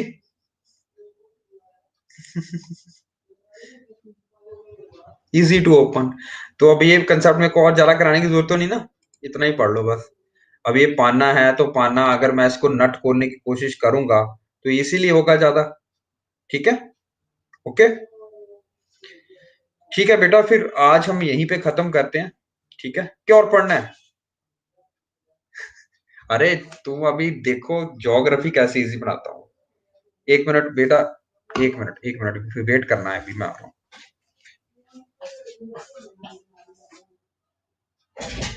की हो गया? आओ।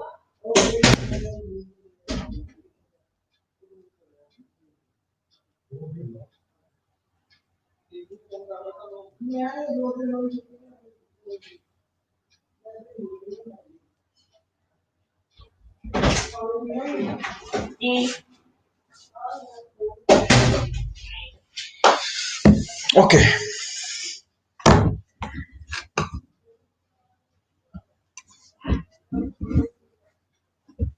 नहीं नहीं नहीं नहीं, ऐसा कुछ नहीं है बेटा। चलो, तो अभी हमने ज्योग्राफी भी करना है, किसी टाइम मैं पढ़ाऊंगा आपको ज्योग्राफी किसी टाइम पे। ट्राई कर रहा हूँ कि जब अगर हम एक थोड़ा सा इंडियन ज्योग्राफी कर पाए इसके बाद तो मच बेटर रहेगा। ठीक है, तो अभी पढ़ना है थोड़ा सा और कि कर लें, बस करें, बस चलो ठीक है, ठीक है, ठीक है, आज इतनी स्टडी कर लो। बट बेटा नेक्स्ट क्लास के 2 क्लासेस में आपने बहुत ज़रूरी हर बच्चा अटेंड करे, ईज़ी है। और क्योंकि अब मैं जितना मेहनत कराई है उसका निकालने का फल आ गया, ठीक है, टाइम आ गया, ठीक है? क्योंकि अब मैं जो मोशंस कराऊँगा वो ईज़ी रहेंगे आपके लिए। मैंने जैसे ये आपको सेंट्रीपिटल एक्सेलरेशन करानी है, अभी सेंट्रीपिटल एक्सेलरेशन बहुत ज़रूरी है बेटा, ठीक है? इस मेथड को समझने के लिए आपके। और फिर लास्ट वाले में हम ये करेंगे सैटेलाइट्स, कौन कौन सी सैटेलाइट होती है, पोलर, इंक्लाइंड, एपोजी, पेरिजी क्या होती है, जियोसिंक्रोनस ऑर्बिट्स क्या होती हैं, ठीक है, जियो स्टेशनरी ऑर्बिट्स क्या होती हैं, ये सारा करेंगे हम। बनी पड़ी है प्रेजेंटेशन, सारा कुछ है अपने पास। ये क्लास आपने मिस नहीं करनी बेटा, क्योंकि अगर आपने ये मिस कर दी तो साइंस एंड टेक को तो आप शुरू में ही खत्म कर दोगे फिर, ठीक है? फिर मैं आपको बताऊंगा, ये डायग्राम आप नोट कर लो, शायद है मेरे पास, लेट मी शो यू। यहाँ पे नहीं है, सॉरी, मैं आगे बताऊंगा। और फिर नेक्स्ट क्लास में हम टाइड्स को भी डिस्कस करेंगे। ओके बेटा, तो ठीक है, thank you for being such A coming students, ठीक है, स्टडी हार्ड, ठीक है, एंड टू स्टडी, और कोई चीज नहीं करनी आपने, और कुछ चीज नहीं सोचनी, ठीक है? हेमराज, क्या डाउट है बेटा? You can always message me, ठीक है, जो भी डाउट है आपका you can always message me, मेरे को कर दो अभी मैसेज। ओके, बाय बाय बेटा, बाय बाय।